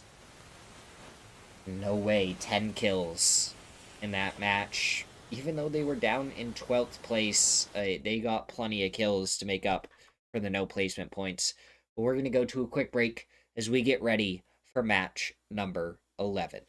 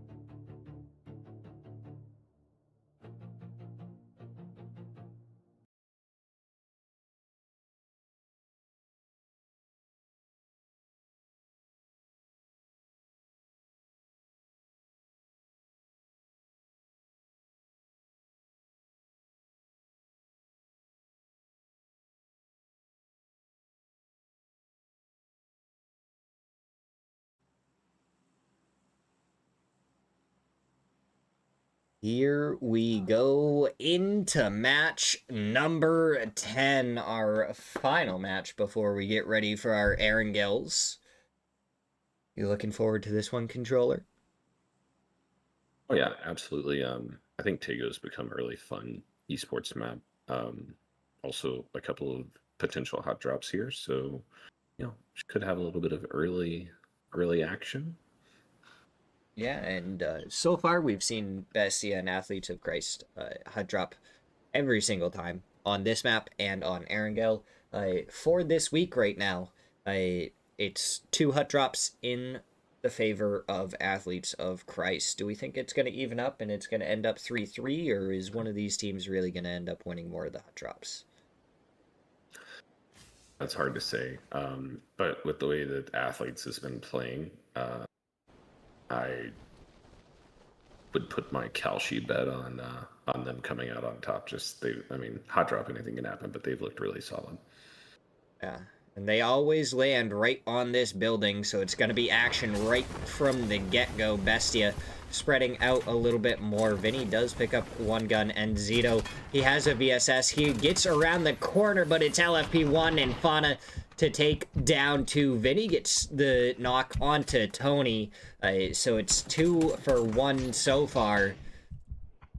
And Vinny does sidestep Haven there, but Haven coming around the corner, headshot opening onto him, but Haven does find the knock, and it's all onto Benya. He does have a shotgun and an SMG, but he's up against 3, and one of the players has a Panzer.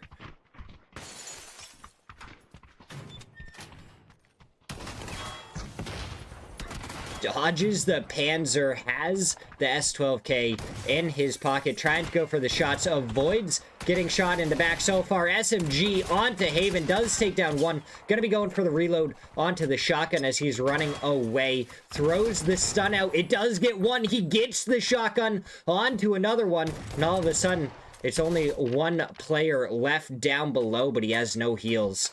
So he's going to have to take this fight at 5 hit points. He jumps down and around, and it looks like he's going to back off maybe for a heal before he gets back in this fight.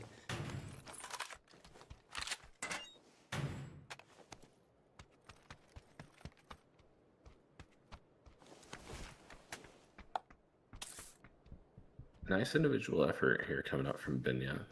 This thing isn't over yet.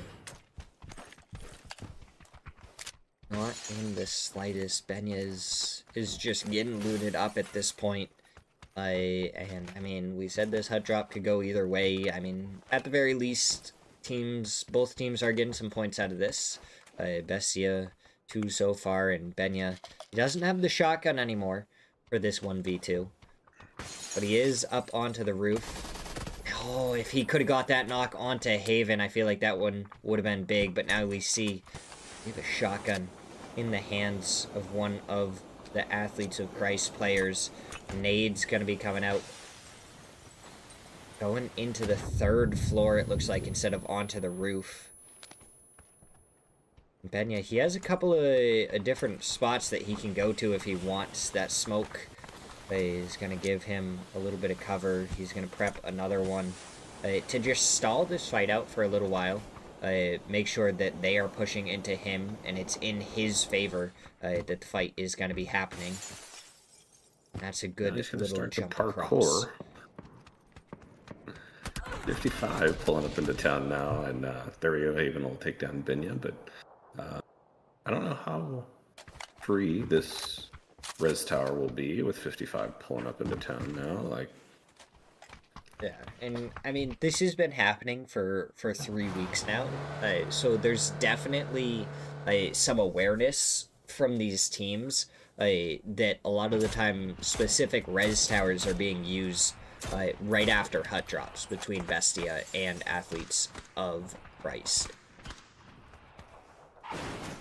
Yeah, it's kind of like ringing the dinner bell for some of these other teams, and good on them for trying to exploit it, and good job to Athletes for pulling out that win.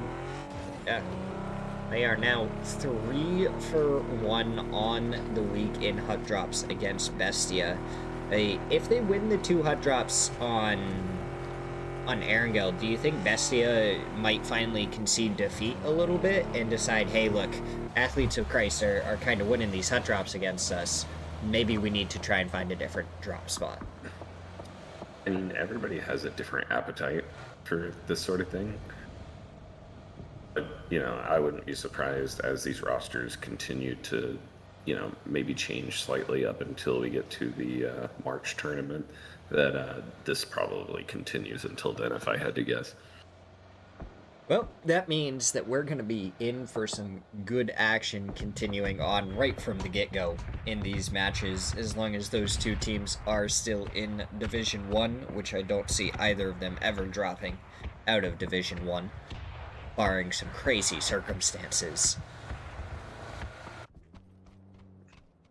Yeah, I mean, two definitely kind of,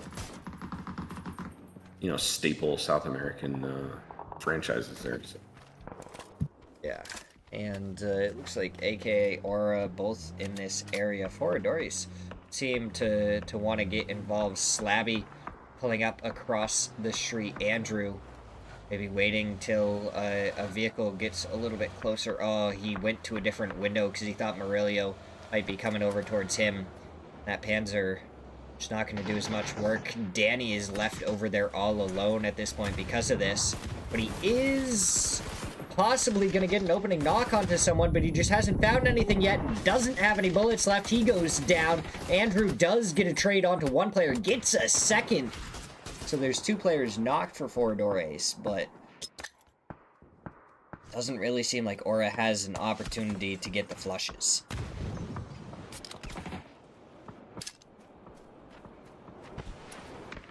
Joppa. Yeah, Joppa's gonna have to put in some work, and he will. Nice nade. Second one following up. Only gets a flush, not damage onto Void. That still does bring Foradores down to 2. The rest of the team is over here to support him now, but it's Murillo that gets the opening knock onto Excalibur. Andrew Joppa. They just got to move forward. Oh, didn't see Murillo on the edge there. The third person maybe giving him too much to look for. Murillo finds another onto Joppa. Andrew going to be the last one, and it's no way from the side. No way. Literally no way. Oh. This is what teams were saying the entire game last match is Void. Oh. Corridor is coming off of that win last game. They're going to be able to get these 3 reses unless No Way decides to crash that, but it's looking like they're content just to take distance shots here. Yeah. Yeah, they could go and scoop up a couple of quick points and improve their position, but it doesn't look like they're mobilizing, so they should be able to get these reses off. And No Way. They were, what? I think they were 10th or 12th place in the last match, but they had 12 kills. Yeah, so, I mean, they're getting active. They're doing something, and whatever they have decided that they're doing, I think it's working right now. So they should analyze that and stick with it. I mean, 12 kills in this lobby, that's a great game. Placement points or not. Yeah. Brought them up to 42 points. I mean, they're still down in 12th place and everything, but I mean, if you look towards the top of this lobby and the teams you're going up against, the 6 top teams right now are what you would consider pro teams. So the fact that they're there, if they weren't, all of a sudden, No Way would be at least up into 6th place. Yeah, and I mean, they have a couple more games like this, and they find themselves, oh, Purdy's going to get picked out there. I was kind of interested to see what Liquid got. I think they just looted a care package on their split, and then they'll end up losing Kurt for it, I think, here. Luke looked like he wanted to try to go for the chip. He may still. I think he was just throwing down a smoke really quick before he decided to go for it. Halo here for support. Yep, just a little bait, just a little deflection, give them more options to shoot at. Yeah. Maybe pick up the crate weapon if Purdy was the one that had it. Definitely grabbed his chip and moved on.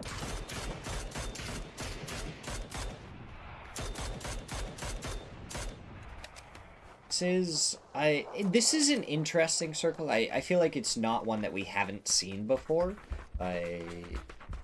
Maybe not like a super common one, but definitely one that some of these teams should know how to play.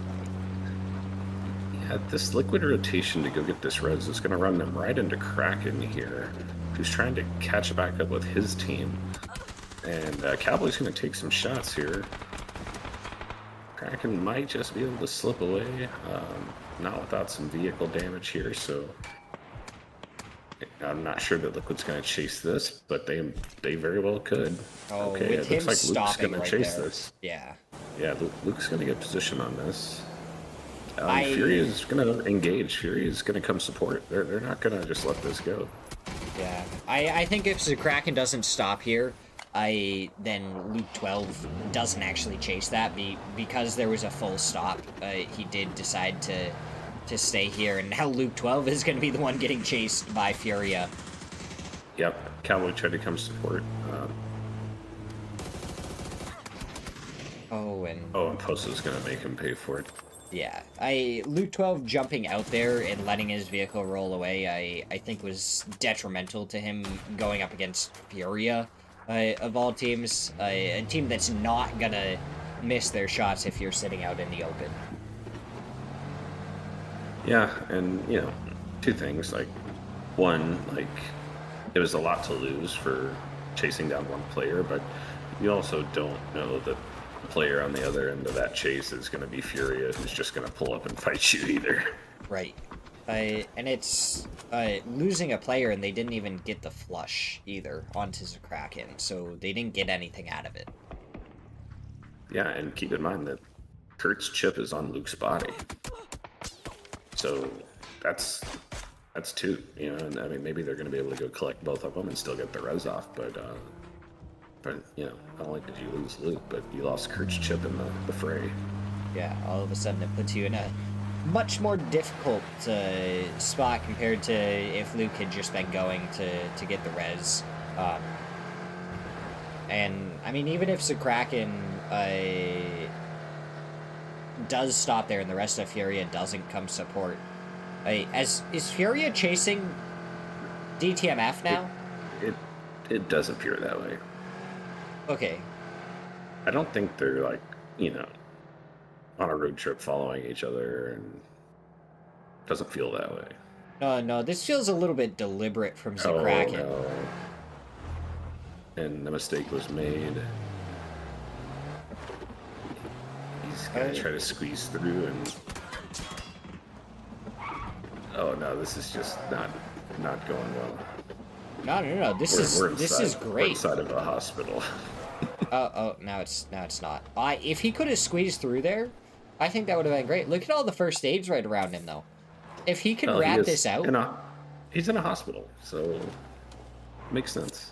Yeah, I mean, if he can wrap this out and get down towards the lower floors or something and just hide, I think he can outweight Furia. I think he should just go right ahead and go to the morgue. Go ahead and lay down on the table and just accept what's about to happen. Yeah, it's like Furia. I mean, there is so much that Furia has to try and clear here. It almost kind of surprises me that they're trying to hunt this down this much. Yeah, this is not an easy clear, and they're in blue. Phase 4 is on its way, but they have plenty of meds laying around. They do, but I just don't think it's worth it. I think they're losing out on too much information and rotation opportunities by sticking out there. But it's Furia. They'll figure it out. Yeah. Now back to some play that's actually near the zone. We got an edge fight here between 55 and Affinity, so a couple of teams have been playing well today.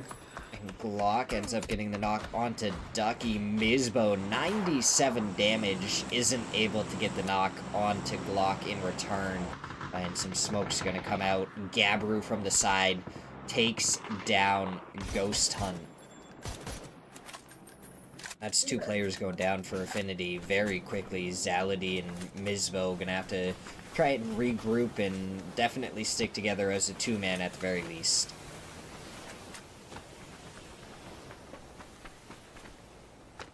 Yeah, I don't know if Zalady's going to be able to get out of there. And just as we thought Fury was just going to hang out at hospital all day, they are trying to ruin FaZe's day. Cosm is now, he's definitely not happy about this. Yeah. I mean, Furia, they're getting revenge onto Toyo from last match, dying to them right towards the end. But there is so many broken vehicles right here. Solds does get a knock onto DraftKings, so that's at least one in return. Biel is trying to pull up towards Casvitan, who's just going to run away from this right now, and it's Posa getting some shots onto him.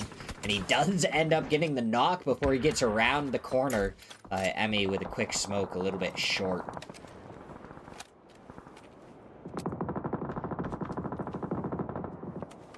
But, you know, we still got Solds up here, and that's definitely kind of the boss of the lobby right now. He's been playing really, really well.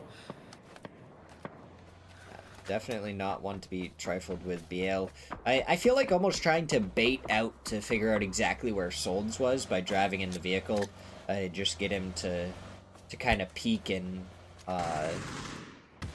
do something dumb. And Kraken throwing some nades over towards that rock because they know he was there at one point, but they're not sure exactly where he is now.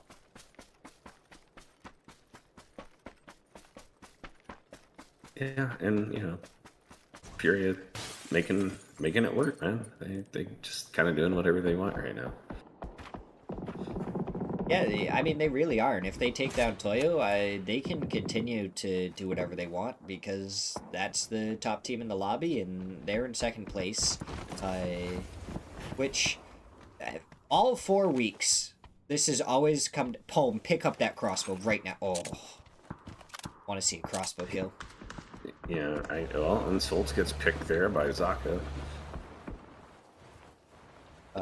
But yeah, I mean, if Toyo goes down and Furia keeps on playing like this, then we're gonna see a fight between these two for the top 2 spots, just like every other week. It's been 2 teams at the top fighting.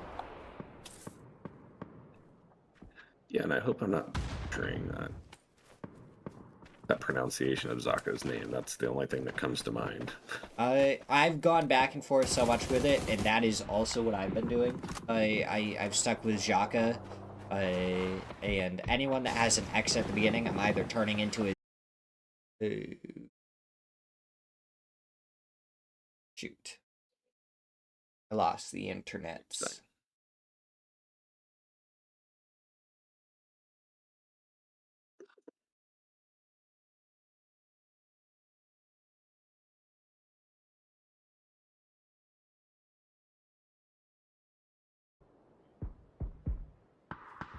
Alright. I think I'm back.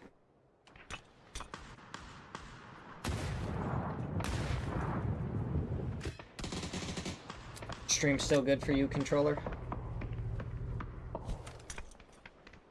On Discord, yes. Twitch is not. Yeah, Okay, I lost internet for a second, so we're fine. We're good now. Should be back. Yeah. Okay, we're back. Right into a fight between No Way and Foradores.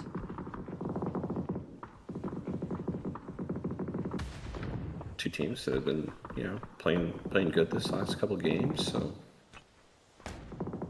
Yeah, No Way really getting a lot of kills. Foradores getting a win in that last one, so we'll see if those teams have to fight it out. I mean, they gotta get moving towards the next zone. Dartek trying to go for the jump shot, and Dark Castle just absolutely annihilates his head as he does. Now the jump shot's gonna work out for him. Yeah, that Foradores No Way fight's gotta end. Like, they gotta get ready to move it. And a little sneaky snake in the grass.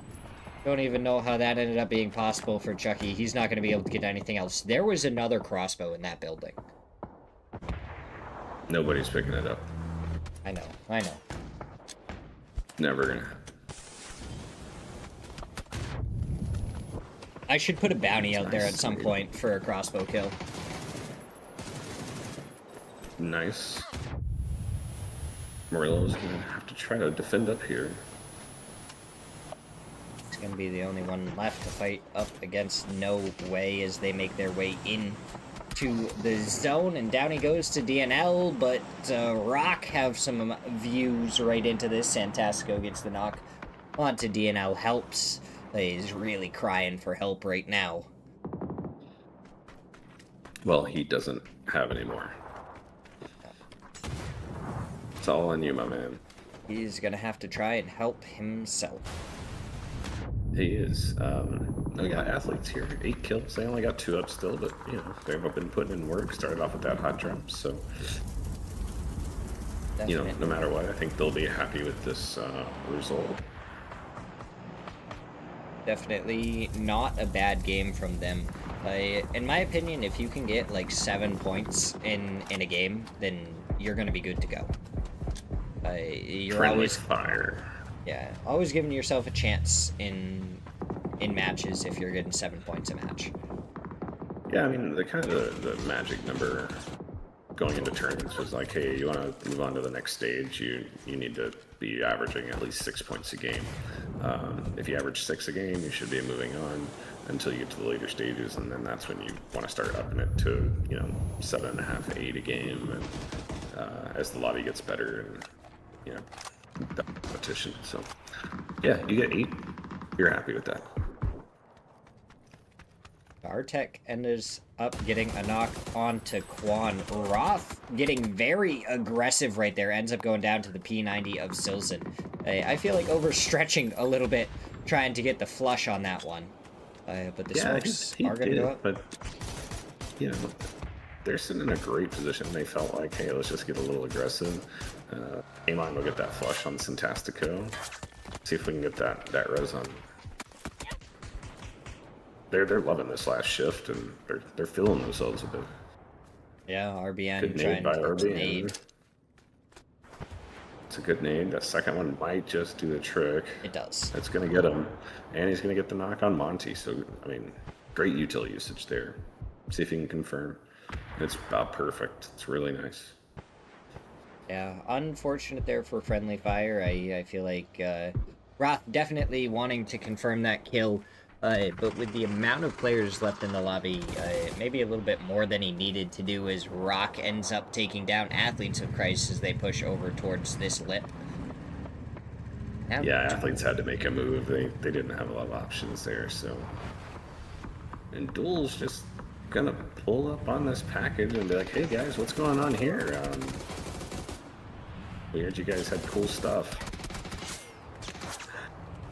It's just going to be VPS left, and he is not going to last long, and we have a nade coming in now, so good gracious. FM's now getting involved. They'll take a knock from Penta.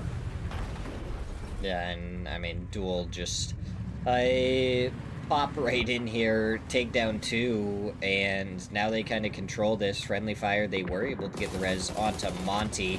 Now try and shoot Penta in the back. They get the knock onto him. Doffy's right there, but I don't see any nades or Molotovs for them to throw over towards that Wooly. Yeah, not on Mela. Wooly's going to try to create a little chaos here, a little distraction, put down some hard cover, see if they can get this res. He's gonna hop right out, throw some smokes down as the other ones were about to disappear. Monty also doesn't have any nades or anything. So K-Mine, the only one not over here, can't really do anything to help right now. And Nailup, because of the BRDM, ends up going down to Doffy. And now Monty getting shot in the back by RBN. Again, Friendly Fire, like you said, they're feeling confident in everything. And they're kind of going for it. But they're getting punished for it. They're not coming up with a lot to show for it either. That's the big thing. They're making plays. They're being aggressive. The kills just aren't falling to them here in this match. But you know, I like to see them playing aggressive. I mean, look at this 1-1 split they currently are holding at this point. They're literally just playing complete opposite sides of the circle and just shooting at everything that they can.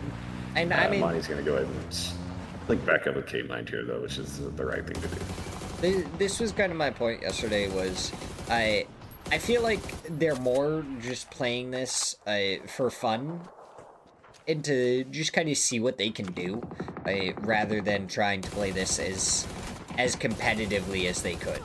RBN Oh getting yeah, shots into Maya there. yeah. There's no doubt that I'm sure there's a lot of that going on. But at some point, as we get closer to March, and it'll be here before you know it, you want to start to dial this stuff in and make some plays.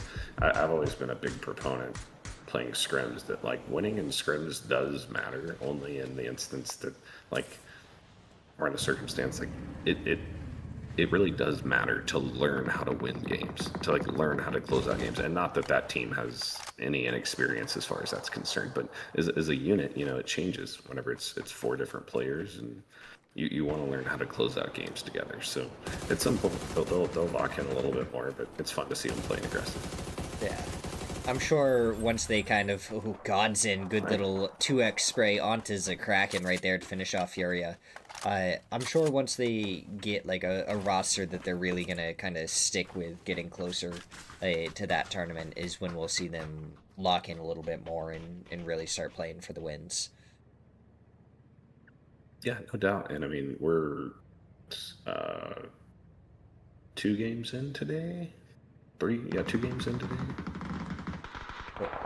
This is the 4th game today. Yeah, 4 games. So we're 3 games in today. They've put up 22 points. So you know they're averaging over 7 points a game today. So not a bad output. And I think they added 2 more here. So right, and I mean they're still alive. They're in placement points. Doffy takes down Sweezy, and Duel is just running around with this BRDM, kind of finishing off some of the solos that are around here. yeah. So by no means am I saying they're throwing. Just saying that I know what they're capable of. Right. They are having fun and pushing the boundaries of what they can do for fights while also keeping in mind winning kind of on the back foot. Monty's just trying to get some information on RBN here. Maybe trying to get a little bit of payback for that pull up when RBN sprayed him and took him down to 1 HP there for a moment. I was a little worried he wasn't going to be able to meet up with K-Mine there because RBN laid down some nice shots there. But, oh, okay, so Mizbo and RBN got spotted out both at the same time, so 2 more solos down. Our last solo here is Emmy, and he's right next to 4 Monkeys Men, which is a full 4-man, which is probably why he hasn't shot anyone yet. Yeah, he's doing the right thing. He's just playing out the points, and you know that's the difference in kind of the play style, I guess. You know, Toyo's scrounging for every last point, and you know Roth did that on the Miramar game earlier, where they could not kill him on top of that cliff for the longest time. Yeah, every point they could. 4 Monkeys Men get a kill onto Penta, so now Duel gonna be up as a 2-man. Emmy finally strikes in the back, gets a knock, gets a flush, so he gets a point before he goes down. And I mean, every point matters. Yeah, I mean, not only does he get a point, but he takes the only 4-man team in the lobby down to 3 and makes the job of Duel and Friendly Fire much more manageable. And, you know, they both have firing lines towards 4 Monkeys. Yeah, I think the team closest to center right now is Duel. If you can get up on top of these tent things, I think Friendly Fire are going to be in a pretty good spot. Yes, okay, you can. And he takes it, yeah. Yeah, they can just kind of like lay down on these if they need to. And I think this is going to put them closest to center. They just have to make sure not to get too close to Duel and give them an angle before they kind of take a fight onto 4 Monkeys Men. Yeah, I think they want to get angles. Like they're looking like they're just trying to play it a little aggressive. So we'll see if they try to get angles down on 4 Monkeys. You just got to be careful to not let Duel shoot you in the side while you're trying to take this fight. Yeah, and Duel's trying to improve their position a bit, trying to get some information. Still rocking that BRDM. Nades will come out, do a little bit of damage there on Don Quixote. Yeah, that follow-up nade does end up Oh, yeah. getting the knock. Wooly, They can will, you and make it?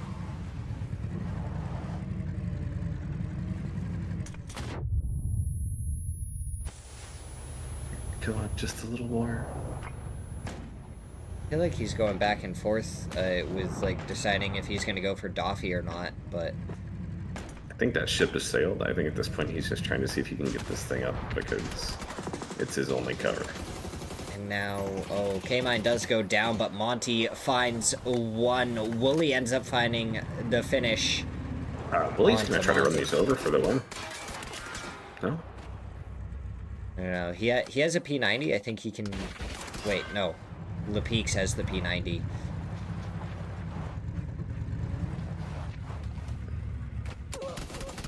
Oh, okay, he did get the kill. He does get it. So he gets the flush. Second place. But Good job, my 4 monkeys, man. Yeah, 9 kills for them in the chicken dinner. 19 points is good game right there. Yeah, you'll take those all day.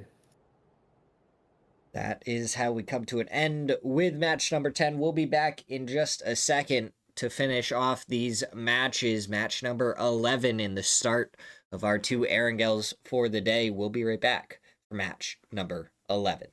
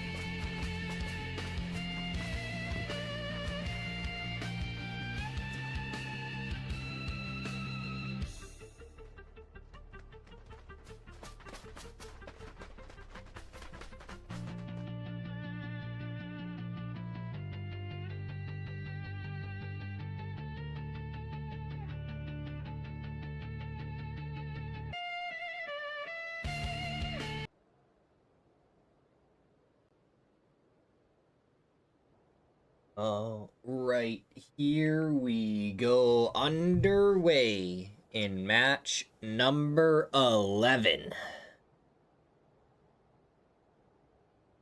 Who's gonna win this one? Who's gonna take the top? Toyo, they're still in first place, 106 points. Furia only at 98.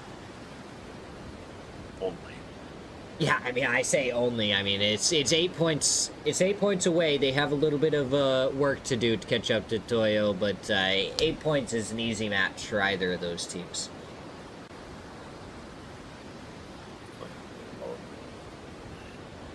Furia can pop off for 15 kills and a dub at any time. Yeah. Do that, and then we up quality to this.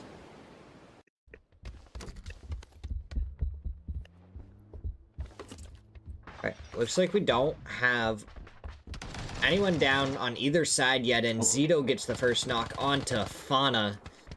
So Bestia, they're looking a little bit better off of this drop right at the beginning. Haven up close as the rest of the team kind of fans out.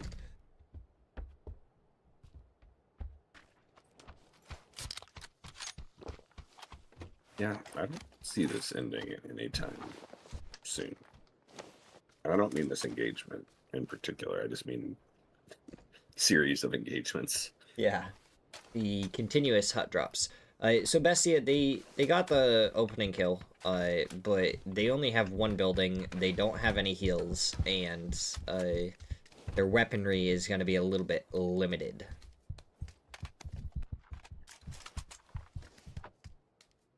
Yeah, and you know, even if athletes has been getting the better of these, like Bestia is still coming out of these with enough for them to keep like going back again. You know, they're not getting completely decimated.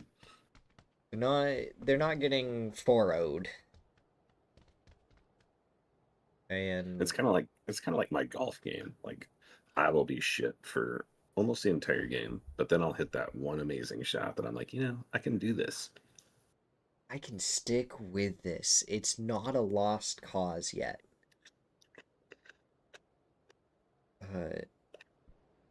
Yeah, I don't play golf. I think I've done it like 2 or 3 times. But yeah, not my thing. Have you noticed the very dangerous neighborhood this hot drop is living in right now? Well, it looks potentially dangerous. At least partially. But I don't know. Probably not like 55 points worth, though, you know. Well, either way, the word is out on the streets that this is where you come to farm other people's points. Yeah. And there was another team besides 55 that was doing it last week. They ended up getting relegated. So you would have 8 players sitting around this one compound just waiting for the fight to happen.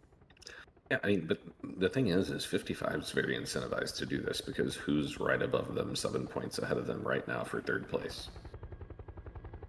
It's the Athletes of Christ. So yeah, so they're going to go ahead and try to not only get these points, but keep them from moving on further in this game, and you know, then hope to go far more of the lobby. Right. And Bestia, because they've lost 3 of these hut drops, they're only sitting at 45 points. So their impact has already been kept to a minimum. Yep, they're not here for Bestia. No. But Roth is here for LaPeaks, and he takes him down. Yeah, Roth like looked over and was like, did I see what I thought I saw? Is there really a man just sitting right there fully in view of me so I can just shoot him? Godzin also being pulled up on. Ooh, okay, so Friendly Fire now aware of Furia in the back. They do get a knock and flush onto Godzin. So they can just slowly take this fight, and it looks like Furia wants to take this onto Friendly Fire.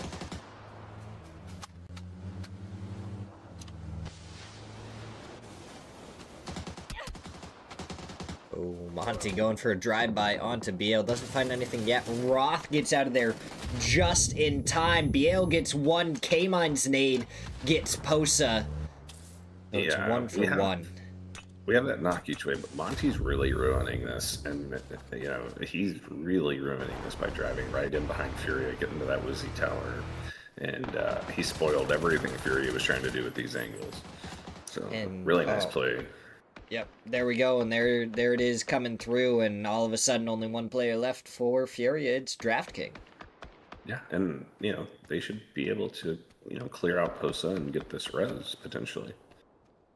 Yeah, I mean, they're already getting the res anyways. They have succeeded in getting K-Mine back on his feet. It's just Roth that's going to be trying to pay attention for DraftKing. And look, Toyo, I don't know if it's because they saw that it was Furia in the kill feed, but they are up here just as quickly as Furia was onto the back of Friendly Fire a second ago.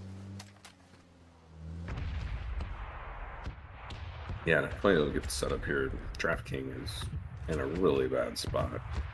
Pinned down in that lumberyard in between two extremely dangerous teams. This fight, if you could even call it that, is just now two teams staring at each other, not moving. Yeah, this is more like noise complaint neighbors, like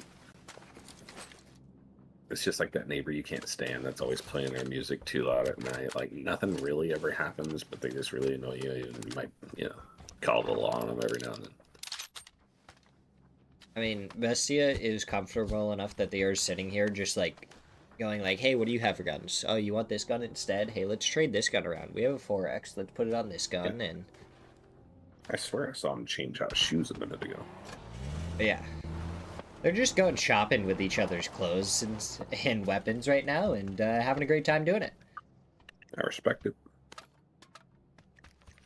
Sometimes someone else's shoes just look nice and you want to try and see if you'd actually like them. Liquid here making their rotate. Past the old high-low compound here. They're going to say, hey, we want that. We think we're alone, and they're going to pull up on this. Our longer ray does get a knock onto Luke 12, though. Cowboy gets it in a return. And with him being the only player over here, Team Liquid's going to get it pretty clean. But I'm actually surprised that Liquid got this. I'm wondering where 4 Monkeys Men are. Because anytime this zone has popped up, 4 Monkeys Men have usually always been the first ones over here. And they seem to really prioritize this compound. Yeah. Liquid's gonna have it now in a full 4-man, so they got 2 kills, 4 up. Not a bad start. This is finally starting to heat up a bit. Yeah, Bestia did push. They did end up getting knocked, and guess what? It's Friendly Fire in the back to almost get the knock onto Tony, but that doesn't come through. Tony, it looks like the only player with any sort of healing, so the worst possible person, really, that 55 could have shot, because it's the only person that can get back up and healed as Vinny gets a knock onto Haven. Should be able to get the flush as well, and then steal some of his ammo. Yeah, and this isn't doing, any damage to Bestia's encouragement to continue hot dropping. No. This, they got 2 kills. If you get 2 kills in the hot drop, you just continue until you just don't. And even then, if you do it enough times, then maybe you keep on thinking, maybe it'll work out. Well, yeah, I mean, 55, looks like they're going to go ahead and start prioritizing rotation, but, they're happy to see Bestia getting a couple of these kills. Yeah. I think prioritizing rotation a little bit more, and especially now that they've seen Bestia getting the kills, and that zone popping, in a way that if it hard shifts again, they could have a really, really good run at it. LFP1 getting a knock onto Enzito. Tony goes down to a headshot from Benya from the Bolty. And now it's all LFP1. He found himself some first aids over here. He has that energy drink, so he should be able to play this slow. Heal up plenty. Yeah, this has been. I don't know what else is going on in zone, but this has been a little slow. Yeah. And that's how this ends up sometimes, and especially swapping over to TPP, you don't get quite as much out of it. If you try and push, you can get punished a little bit easier, and Zito does end up going down. Sun does come out, so LFP1 repositions. Then Zito should be able to get inside and give a Bestia an opportunity to just kind of go for a full reset. Double AUG for LFP1 a second ago, and now he's going to grab a Vector. For the 19 bullets that it has, it's probably going to get him a quick kill, but it doesn't have an extended mag. Yeah, that thing, the rate of fire on that thing is really nasty. And Zito gets his payback. Yeah. LFP1 tried to back away a little bit, and Bestia was like, nah, we'll win this hut drop, and now it's 3-2 in terms of hut drop for this week. And next match, if Bestia wins the hut drop again, then it's tied up 3-3.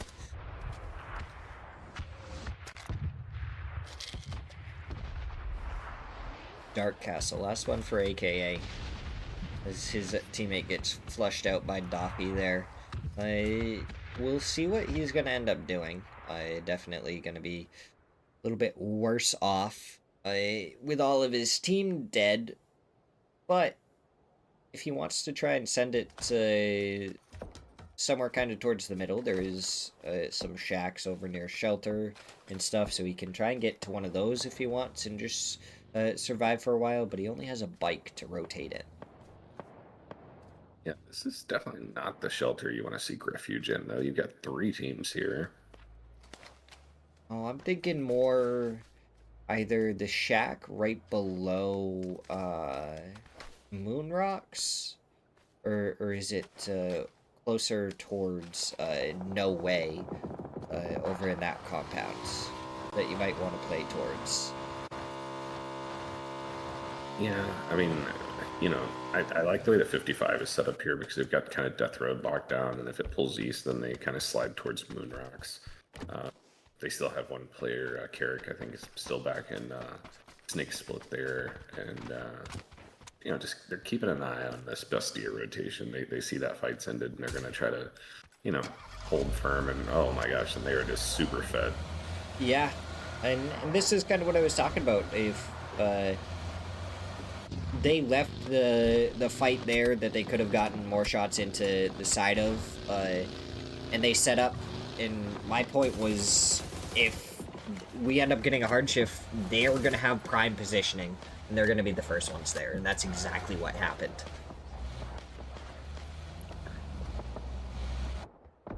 Liquid's just going to drive right towards them here.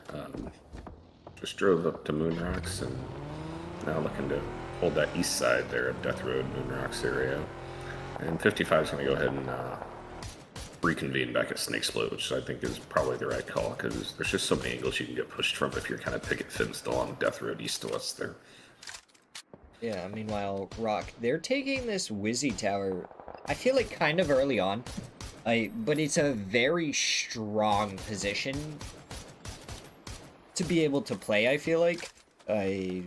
With it being such a central spot, I feel like we've seen usually that Wizard Tower being in the zone for quite a few phases towards the end game. Absolutely, and I mean, here's the thing, like, I mean, how many games have we seen in PUBG Esports with that Wizzy has 15 cars and 20 death boxes around it? Like, it's a magnet for the zone, but you have to know, you go there early like this, you're never leaving. Like, your cars are gone. Like, you know, you just have to be okay with that. And it looks like Team Liquid, they pulled a little bit up off of Moon Rocks, and Toyo pulled up over here. Friendly Fire has been over here. Monty kind of pulling up above Toyo right now, but he can't go too far, otherwise he runs right into Liquid. Capitan is knocked, but I think Toyo should be able to get the res onto it. Looks like Friendly Fire down to just a 2-man right now. Yeah, I mean, and these are the 3 good reasons why 55 went ahead and gathered all back up down at Snake Split because you had Liquid, Toyo, and Friendly Fire all fighting for that Death Road Moonrock's position. That would not have been a lot of fun to deal with. Looks like Duel E-pick-upping right onto Aura. Andrew coming around the side. He does take down Doffy, but it's Glock that actually finds the last player of Duel, and they go down in 16th place here. 74 points in 5th place overall on the leaderboard, though. Going down early kind of sucks with the amount of teams right around them on the leaderboard, but definitely have plenty of opportunities to get into the next match and do some good. Yeah, I mean, the Duel boys have been gaming. They've been out here gaming, playing the game. 55 again, fed hard. Rock's position still looking really strong. Liquid's going to be able to just kind of slide down Death Road here a bit. They're going to be okay. And, you know, I did mean to point out a minute ago that Andrew got that kill on Doffy, and he's had some really nice shots on some of these fights and some nice peaks. So shout out to Andrew for making some nice plays here the last couple nights. Yeah. Aura, definitely a team that can hold their mettle, and it's just all going to be about them kind of working on their consistency, their teamwork, and getting used to playing at some of these higher level lobbies, and we may see them make it pretty far in the tournaments if they can get used to it. Yeah, I mean, there's a difference, right? There's definitely a difference when you come into a lobby like this versus, like, you know, a tier 3 Crims lobby. Like the speed of the game, the speed of the rotation, the speed of the pushes, peaks, everything's faster. So. And, Toyo also going down pretty early in this one. They get a drive-by. They did get a knock on to Ducky, but he blew up the vehicle, and that ended up taking down Toyo. Now, 55. They are all spread out along the Snake Split right now. Pretty much one to a building. But this is something we saw for them even more of a split on Miramar, and they ended up coming very successful off of it. So do you think they just hold that, or do you think they kind of group up towards one specific section of it? You know, I think that they're probably watching all these fights, are in the edges zone, getting all this information. Of course, they just had Friendly Fire drive into them. They were able to clean that up. So I don't think they're really going to consolidate until they have to. And right now, they don't have a reason to. Yeah. And based on, Furia going down as Draft King goes down to the blue zone.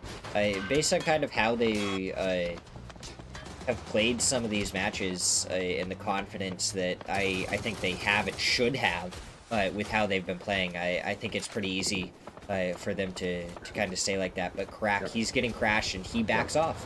So they do give up this one building. That's a good scout by him to see that rotation coming in, hop in the car, get out, plenty of time, never a threat. Just good, smart PUBG, man. And that's how you do it, as Death Road is very much becoming Death Road. No Way goes down to Cowboy right there. And Bestia is over here. They have 2 players knocked. They still got to go a little bit further. And Team Liquid is still in this area, and so isn't 4-0. Purdy ends up getting a knock on to Zello Margiela. They get a kill onto Sweezy. So down goes 4-0. They've killed 2 of the teams that were over here. Now it's just Bestia, who should be able to get back up to a 3-man. And Cowboy just fragging out, man. He's already got 5 in the bag. Still plenty more targets out there. So, you know, Cowboy looks like he's, fitting in nicely. Settling in, and based on last week, Luke 12 is happy to have him, and they're playing pretty well as a team so far, and I'm so excited to see what they continue to be able to do, as it's actually 4 Dores that are getting shots into the side of Bestia, and Zito tries to drop that smoke, tries to avoid getting shot in the side by either team. Yeah, and, you know, not for nothing, but the sparking move away from Liquid and the addition of Cowboy, like, you know, it's easy to see that people could be like, oh well, I mean, obviously, like a 1-for-1 trade, like doesn't look great on paper because of Sparking's experience, but Cowboy is an up-and-coming player, and it's also it's about the communication, about the personalities, about the play styles, and so this might just end up being a better fit, you know? Yeah. The Shocky in here saying that Cowboy is nuts, and that is so true. That man is an absolute fragger. And now he has Luke 12, which I feel like plays a little bit different of a role than maybe how Cowboy was playing with his other team in Alcadzia. I don't really feel like they had someone that played the exact same way Luke did. Yeah, I mean, I'm really excited to see what this team does.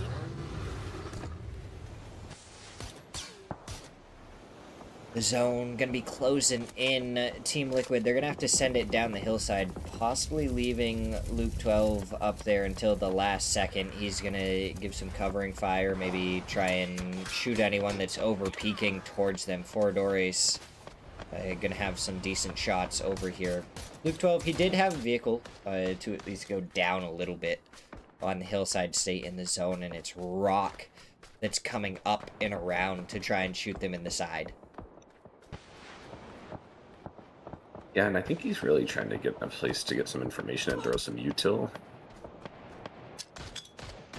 I don't think Team Liquid is aware of him at all. He gets the nade over towards Cowboy. The nade is the thing that's able to get the knock onto Cowboy, and then the flush comes out, and he just backs off. Yeah, he got a point. He weakened that team, and he'll slither back on into his little hidey hole. Dream 1. Not a spot that I would be expecting, as Purdy has also gone down to RBN. Down as well. And it's fallen apart for Team Liquid, but coming down off a death road at this point, he didn't really have a lot of options, and everyone was just kind of focusing over towards him. Yeah, I mean, you try to hop in that ravine, and that little mansion compound there on the north end of Snake just has perfect firing lines up that angle. It's really hard without smokes and shields and a bunch of cars, and especially when you got a guy like RBN pushing you in the back, or Silden, I think it was, pushing you in the back and throwing nades into your area. It's never fun. And I would like to point out, it's really hard to tell because it's both blue, but this is two separate teams right here. Whiteson and Dream 1. Yeah, and I mean, Dream 1 just, they can't look down on him even if they know that he's there, and I'm sure they do. They just get killed by the rest of the lobby, and Liquid will go ahead and go down there to 55 and 4 doors. Ghost Sun trying to do some damage over towards Rock. Santastico does end up getting knocked by Xhaka.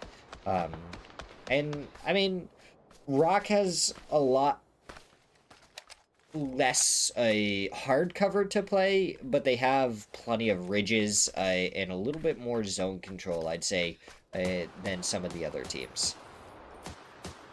Yeah, they just really don't have to do much here. They've got all the teams kind of pinned on the other half of zone. Quite literally, if you cut zone in half, all 4 other teams are on the other half. They can kind of just take some shots, see if they can get a couple of kills here and there, and let these teams fight it out and see where zone pulls. They can be patient, in other words. Yeah. And it looks like Whiteson just readjusting his folding shield as needed. And Dream 1, I think they just got to keep their heads down. Oh, yeah, I mean, they made their bed. Now they have to lay in it, quite literally. Yeah. And, I mean, nothing wrong with it. You'll get some placement points and stuff out of it. They're sitting down on 11 points, bottom of the leaderboard. If they can get even like a 3rd or 4th place here, get a few points, and even jump 4-0, you're going to get a few more points out of it. Yeah, I mean, this is likely the best position they found themselves in zone in 11 matches, so do what you got to do to get the points. Yeah.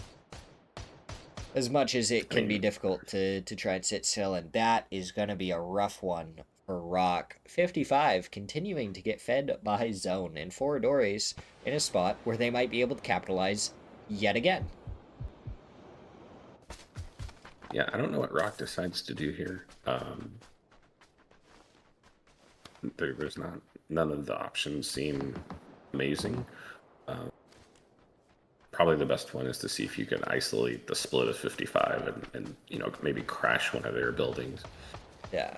I feel like Tavon in that building all the way towards the back isn't really necessary anymore for 55. I feel like you want to focus more on getting over towards Gabru and playing that spot.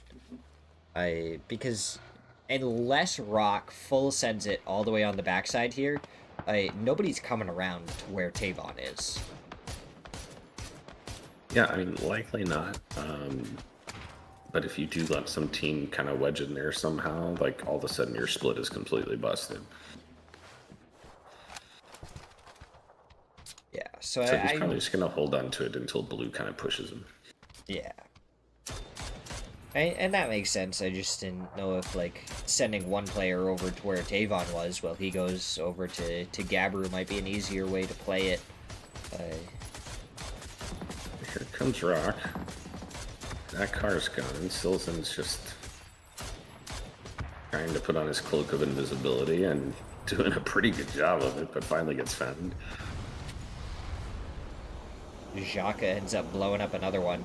And because Rock pushed forward, Whiteson did get taken care of down below, so, I mean, Xhaka picked up a couple of kills during that, and they're now in a spot where there's no one shooting them from behind, so they actually have an angle where they can peek up and start shooting some people. Yeah, and, you know, Rock, because of that shift, they ended up being kind of their own worst enemy. They suppressed Dream 1 for so long. Dream 1 couldn't shoot at Foradores, who now is on the roof of the mansion building that was able to just, like, dismantle Rock on their drive in. It's funny how that happens. It's the circle of life. Yeah. And so 2 seconds until we see where this zone goes. It just donuts, and Foradores gonna be out. So I mean, 55 hold this. Dream 1 try and get some shots onto Foradores when they have to move.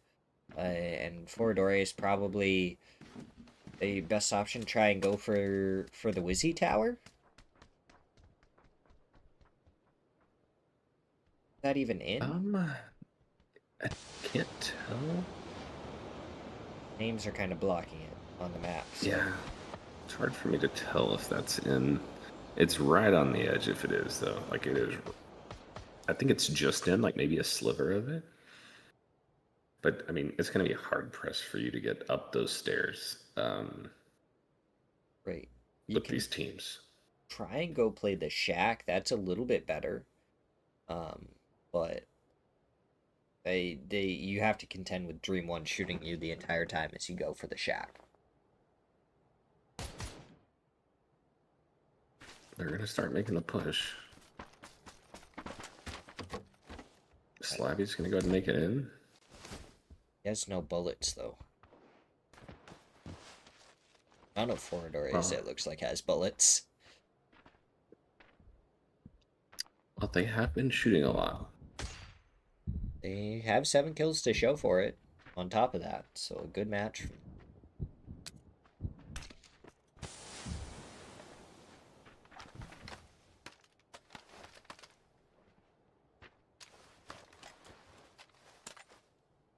So now it's just slowed down. Dream 1 surprisingly didn't shoot at Slabby at all, and I think that gives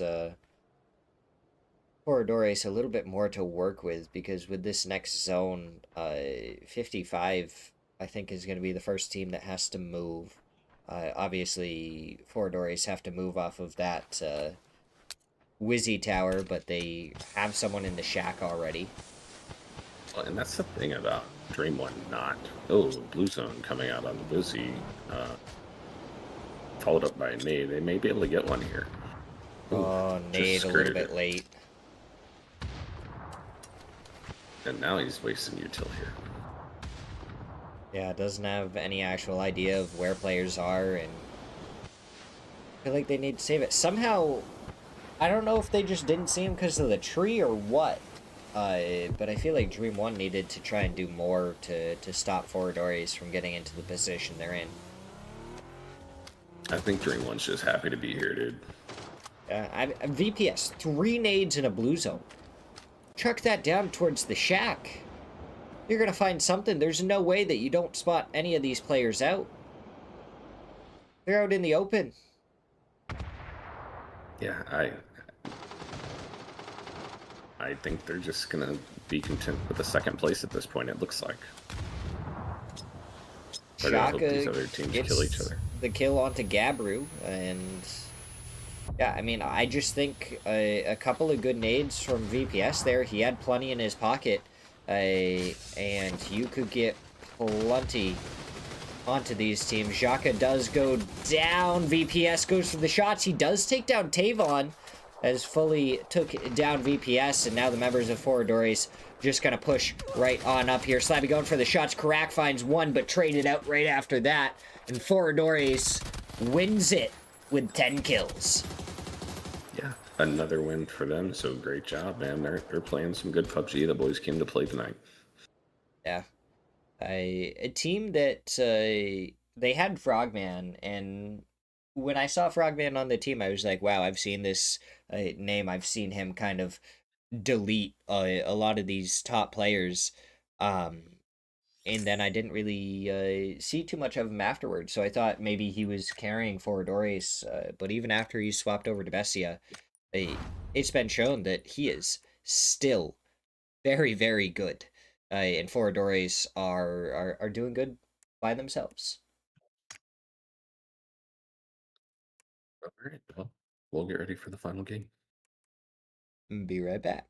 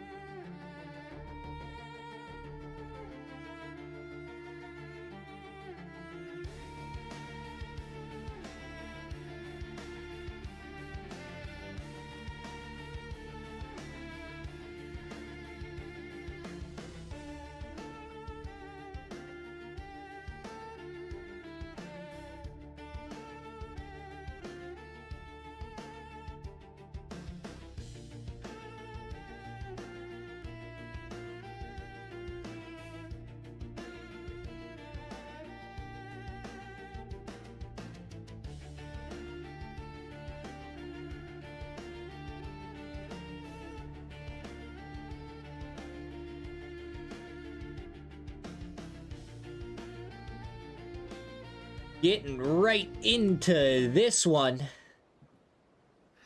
Well, Plane let's get already ready halfway overhead. for another lukewarm drop, I guess. No, actually, we're gonna wait for my computer to die on us. Oh, actually, I don't know if this is my computer. Oh, it might be. Wow, why am I so far behind? What is going on with mine? I'd be able to skip ahead. That's... Oh, no, I shouldn't have done that.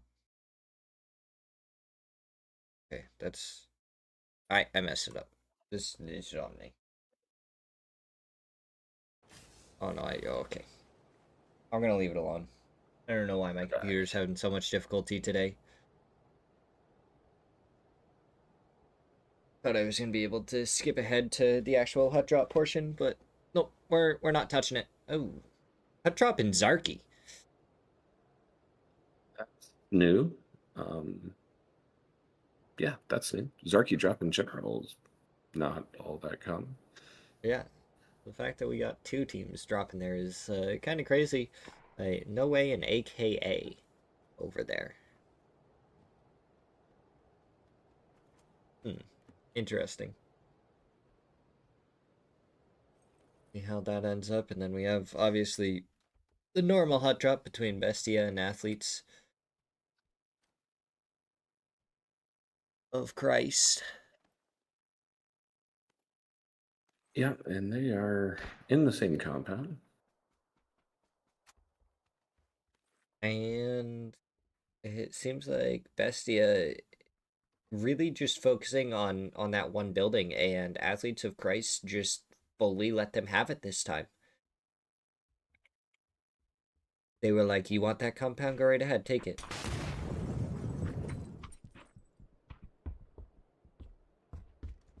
We don't mind.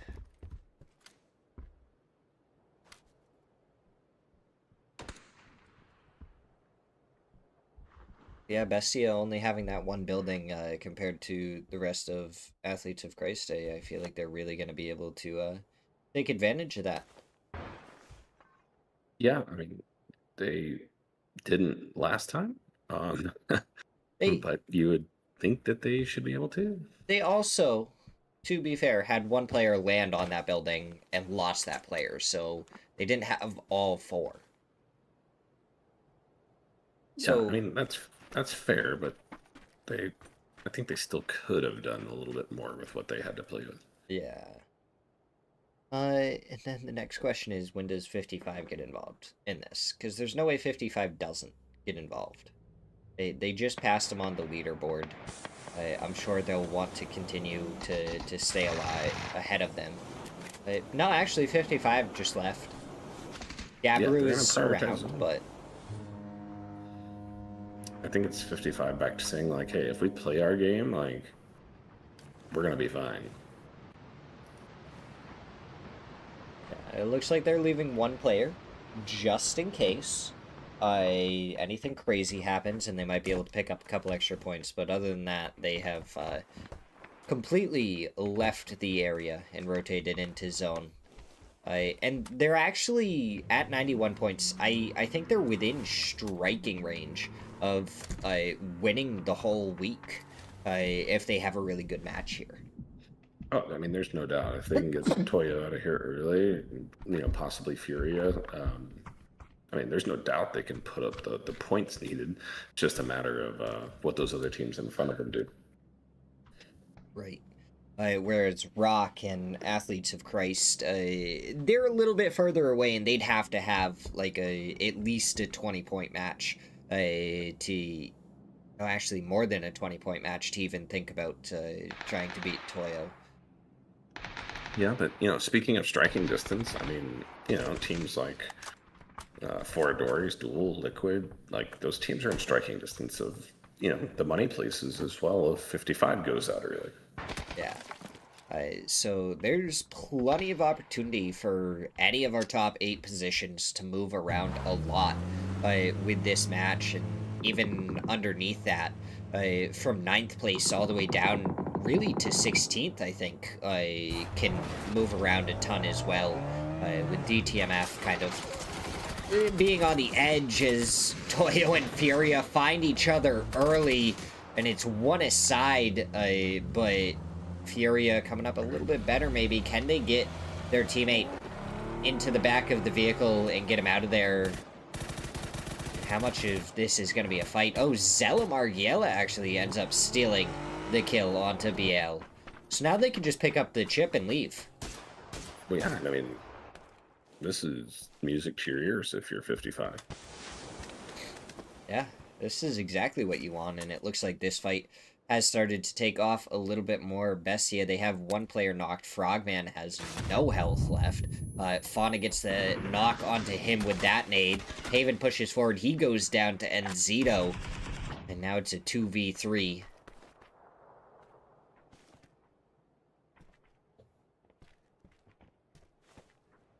Looks like the res is going to be coming out here in a second.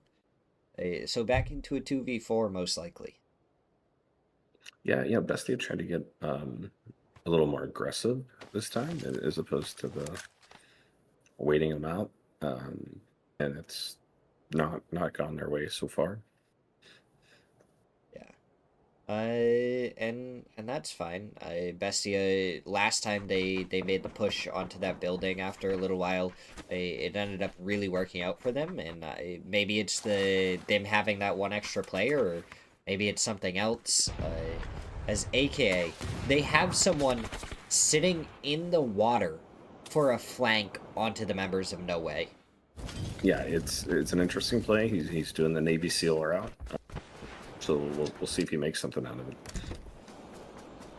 All he has to do is hop into the boat in a second. If they start pushing anywhere along the coastline, and just getting to shoot them for free. Because I would not expect anyone to be anywhere close to that position.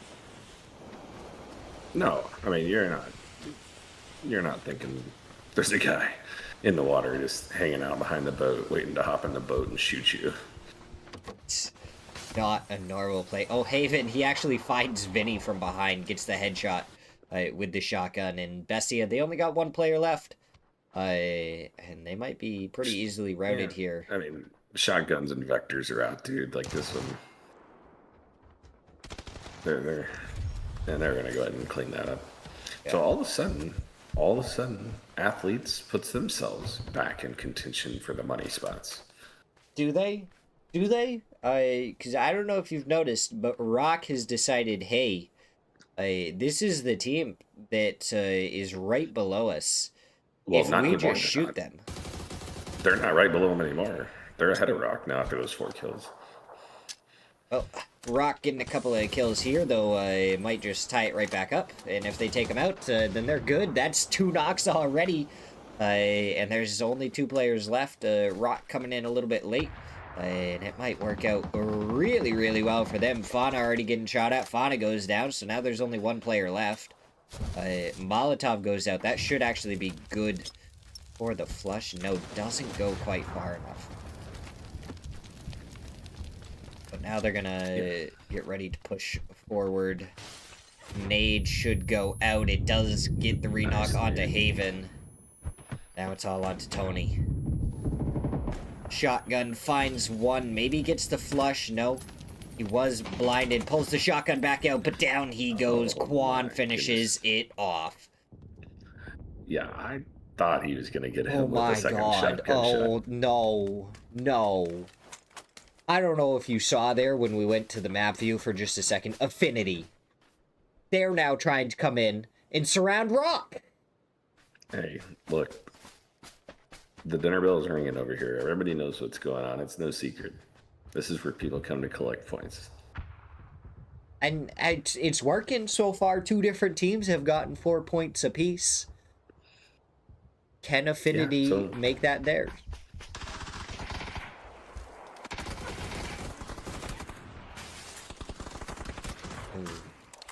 Helps. He shot his teammate in the back a little bit right there. Zlatance, he's gonna prep the nade. kind of throw it over. I don't mind the underhand nade. It does end up getting the knock onto DNL. I feel like a easier and quicker way probably would have been just to bounce it off the wall right across. Yeah. Yeah. But Go off the opposite building there. yeah, and then you have your gun to shoot if anyone's like pushing or anything, not kind of waiting for as long. Nice peek there by Lopes to get that knock. Oh, Molly goes out a little bit late though. Now the stun, it's gonna miss. Land. He's gonna try and go for the res onto helps, but I don't know if it's actually gonna come out in enough time. It's not, and it's getting called out. And now this fight is happening. 2 members of Rock are down. One of them just knocked right now. One of them has been completely flushed out. So Affinity has capitalized so far off of this, but Rock is fighting back.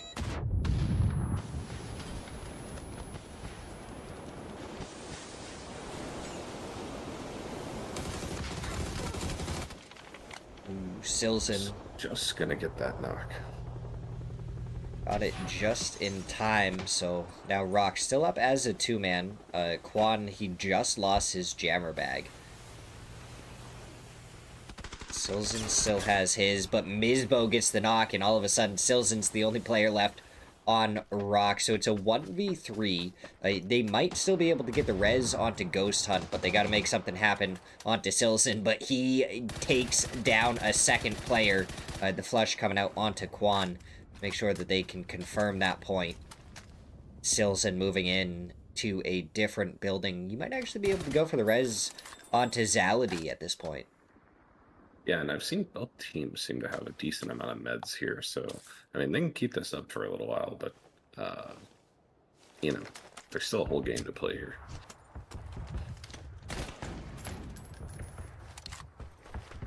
Silzen just kind of moving around, maybe actually going to go back and try and find an angle onto the knocked player. That way he can make something else happen. Tries to loot this body for some throwables. There is a nade. If he can get a nade over the wall there. He did spot out Ducky, but a nade comes in return, and Ducky takes him down. Yeah, no doubt about that spray. That was a nice spray by Ducky. So Affinity, they pick up 4 kills of their own, and now Rock is eliminated.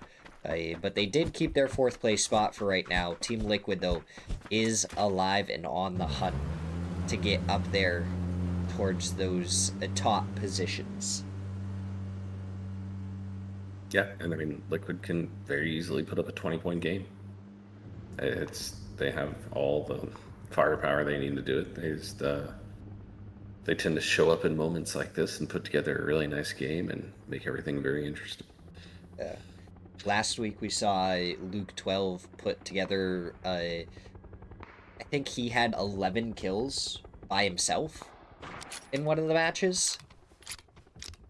Yeah, I've seen him do it many times before. Just absolutely cracked, and Toyo, a 2-man over here. It almost seems like Furia is hunting down Toyo's rotation. They're like, we are paying attention to how you've rotated. We know you're just above us on the leaderboard, and we're going to continue to try and make this as difficult as possible for you.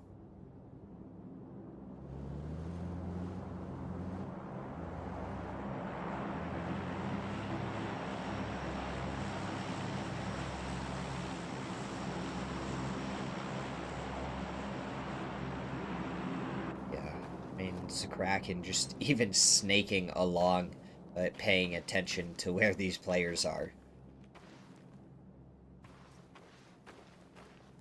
Yeah, they're definitely in chase mode, and make no mistake, like, they absolutely know it's Toyo. They have no doubt in their minds. Yeah, none whatsoever. Like, they know exactly who this is. Ooh, Excalibur with a nade onto himself right there. Don't know exactly what happened. It wasn't even like a flush, so he wasn't knocked and then naded himself. He just naded himself. Yeah, you hate to see it, man. Not fun to do that. I don't even see any teams around here. It's even worse to do it to your teammate. Oh, Alo finds one. Luke 12 gets run over, but Alo finds a second. He's behind this cart. He got sent, but he got a third before Void got anything. Alo does get flushed out. Luke 12 gets flushed out. And the rest of Team Liquid coming up and over here. Cowboy gonna get ready for the drive-by, but it's from the other side. Purdy gets the shots onto him before Cowboy shoots him in the back to take down Forador Ace. But don't take a breath yet. Hit his Penta and Duel coming right up behind the nade, getting prepped, thrown out. You think Penta wants this? You think he wants this? Oh, Penta wants it. That follow-up nade bounces off the side of the vehicle, so he doesn't end up getting anything. Some former teammates of Penta's, you know? No, just maybe. He wants some good nades onto him. He does see Purdy through the top of the smoke there for just a second, so he's just spraying down there, but just not finding the final bullet. He's not to be wide open to Cowboy, though, so Cowboy's going to lay down a supportive fire and give Kurt at least a chance to get out of there. And Fazen, fresh from the res, gets taken down by Furia for a second time in this match. Yeah, you hate to see it. Penta will find Purdy.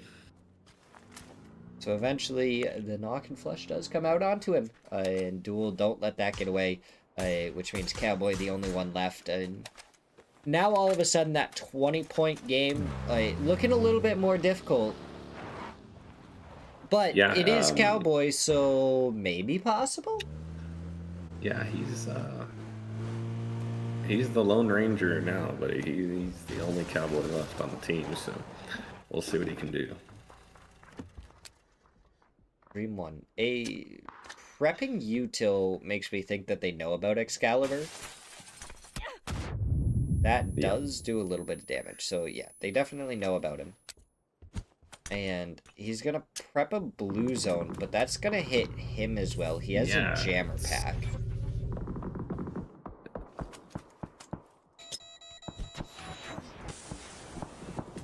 And I mean, he did good damage. He almost ended up getting the knock onto one of the players. Maybe it's time to pick up that double barrel shotgun right there, yeah. That's always a good pick. It looks like 55. They're gonna see if they can finish off Ducky here.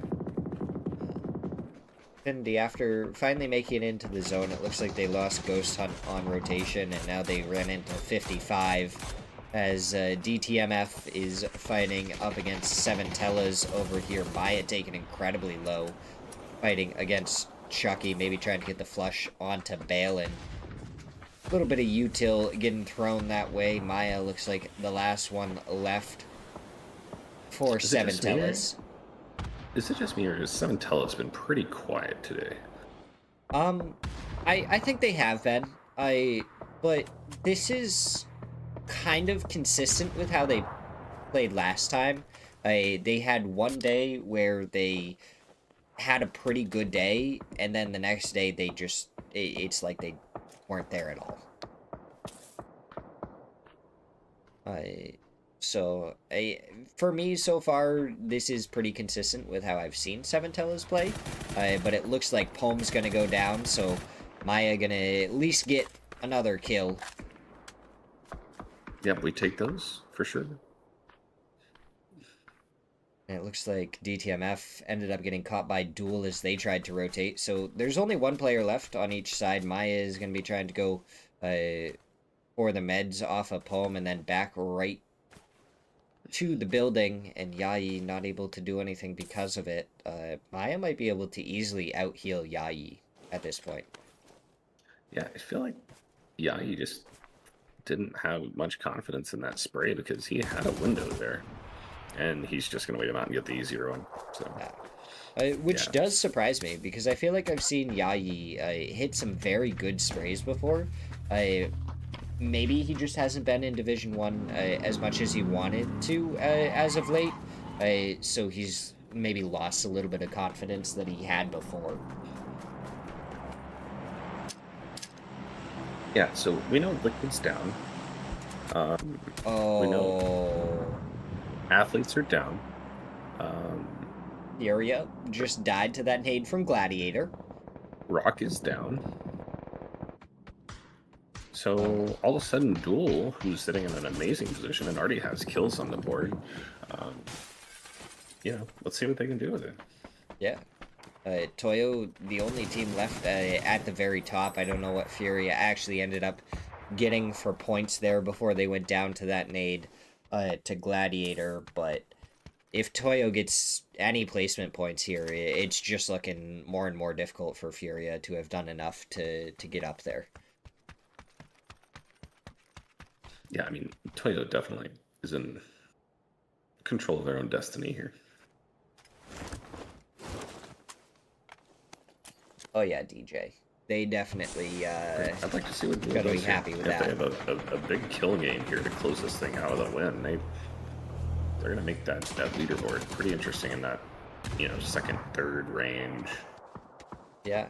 And I think Foradores went down to Team Liquid. So that was gonna be the other team that could kind of really shake things up. But unfortunately went down while crashing onto a pretty dangerous team. Alo ended up getting 3 of the kills. A Cowboy sneaking up around here. He's coming up behind 4 Monkeys men. And he's going to get 2 points out of it. He did get the flush. Both of them. My goodness. Nice play. So, all of a sudden, I mean, Team Liquid is still not out of it at all. I could chase down 55's position, but 55 still alive. So, I mean, they only have 1 kill right now, but there's enough points still left there that if Toyo goes out here shortly, all of a sudden 55 might be able to take that top spot away. They're gonna have some company coming right in behind them right now, though. Look at Affinity. Sneaking up. Oh, Cowboy? He wants even more. He finds even more. Oh my god, Cowboy.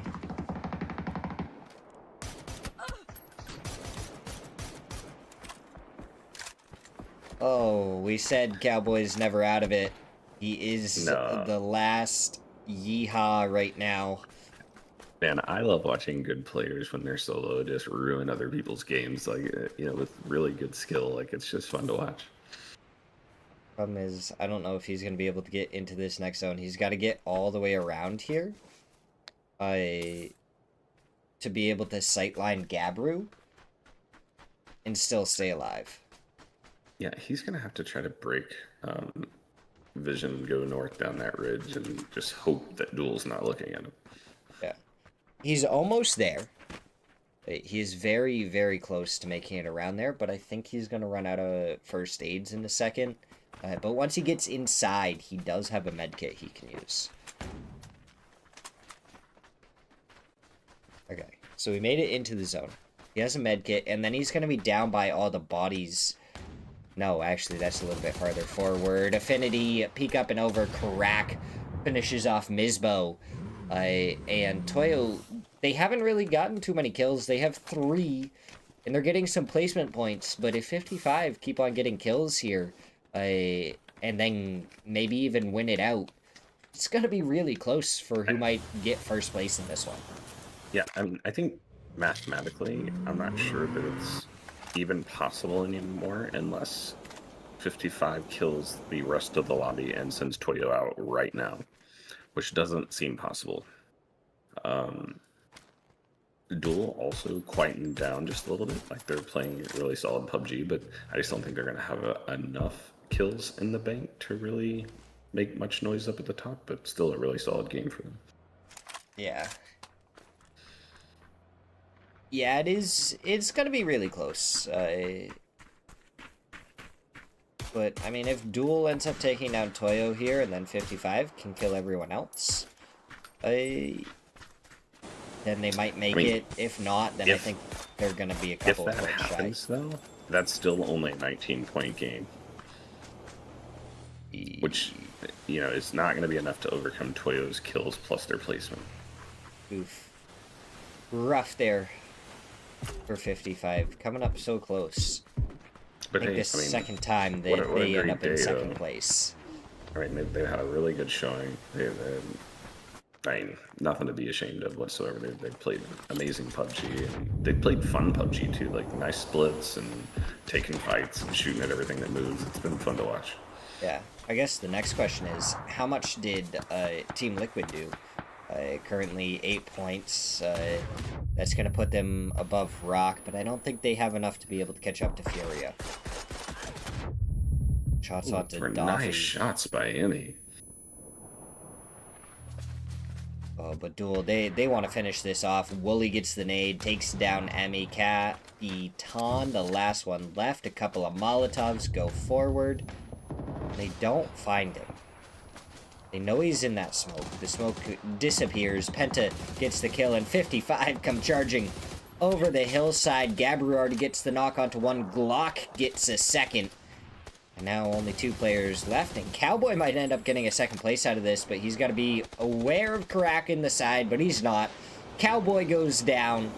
3rd place. And 8 kills for Team And Liquid. 55 has to be thinking, like, surely if we kill all these people, we've got a chance, right? But they don't know what we know. They'll come up slightly short, but still, going to be a great show. Yeah. Now the stuns going out. It doesn't look like any offensive util, but they know exactly where they are inside these smokes. They just got to find them and take the shots. Tavon gets the knock onto Wooly. 2 players left. Doffy does have a Groza, but taken down by Karak from long range, and it's all onto Penta. Down he goes. And it's 55 with 9 kills to finish off our final match. And I really am curious how a lot of our leaderboard is going to end up anyways, because I feel like so many teams did decent there, that we're going to see quite a bit of movement right here at the end. Yeah, absolutely. I mean, and it was a fun final game. So, hats off to all the team. Great week of PUBG, and it's been a lot of fun to watch. Yeah. We'll wait here for the last little bit until our leaderboard pops up, and then we'll go over it. And then we'll go to bed to get ready for work tomorrow. Yeah, I heard that, man. I've got a busy week this week, but I was glad to be able to unplug my brain from real life for a couple of hours yesterday and today, and cast some PUBG with you, and really appreciate getting the opportunity. Yeah. And I look forward to continuing to do it with you even more. Because it's always a little bit more fun to cast PUBG with at least 2 people instead of just 1. Yeah, it definitely helps. Now, I'm seeing this, and last match, Solds being so far up on the MVP race kind of surprised me. But we got our leaderboard. Toyo, they win it by 4 points. Oh yeah, Listen, so not good at much, but I'm good at math. if 55 had killed literally everyone left in the lobby, they would have ended up with 112 points. Yeah, that's exactly the math that I had. Oh, 2 points shy of Toyo.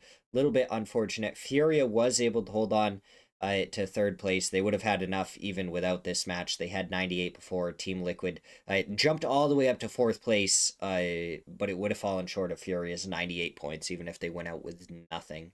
And then you have Rock at 90, Duel at 89, Athletes of Christ at 87, and rounding out our top 8 is Foradores with 78. Yeah, I mean, Four Doors had a great day with a couple of chicken dinners. So um, great PUBG by them. Also, I mean, I think worth noting, Friendly Fire. I think they showed up with 41 points today, which is a pretty solid day, and they even moved up past Bestia. So they showed up today and played a little bit better PUBG than they did yesterday. I would just like to point this out. Technically, if we had been doing relegation, we have 2 teams that won a match that would have been relegated today. Yeah, that's interesting. Four Monkeys Men was also in there. It would have been hilarious if our bottom four teams had all like won a match and still got relegated. Because it goes to show that just one match isn't really enough. And really, it's 40 to 50 points. 50 points is, I'd say, where you're completely safe. In this format that the Super League holds for us. Um, but a lot of the time it's been 40, but Seventella is 44 points. It finally shows that even 40 points isn't completely safe. Yep, but all in all, we got to see some good PUBG. I think everybody's still getting used to the TPP mechanics a bit. Uh, Not too worried about the strategy side of it for most of these guys. I think it's just more of a kind of switching back and forth, and we saw that kind of choke up some people on some fights where they lost some gunfights. But I think that's just kind of a natural thing that people are balancing out and getting used to how they want to play those fights. Yeah. And I'm really excited for the uh next series of Super League because I feel like some teams that haven't really played a ton started playing in some of the lower divisions, and then some other teams kind of joined, and we might see a little bit of a mix up in Division 1 here, going more into Series 9. I know Team Fate I hadn't really been playing a ton of Super League series, but now they've really been playing quite a bit more, so we might be able to see them in Division 1 come next series, and I'm looking forward to seeing what Affinity can do, because I bet we'll see them back up here in Division 1 pretty quickly. Yeah, I mean, I'm here for it. Looking forward to next week, and hopefully we can continue this on. Yeah. But I hope you guys all have a wonderful rest of your night. Thank you guys so much for stopping by. You guys are always wonderful. Thank you guys so much for the support. I will see you next time.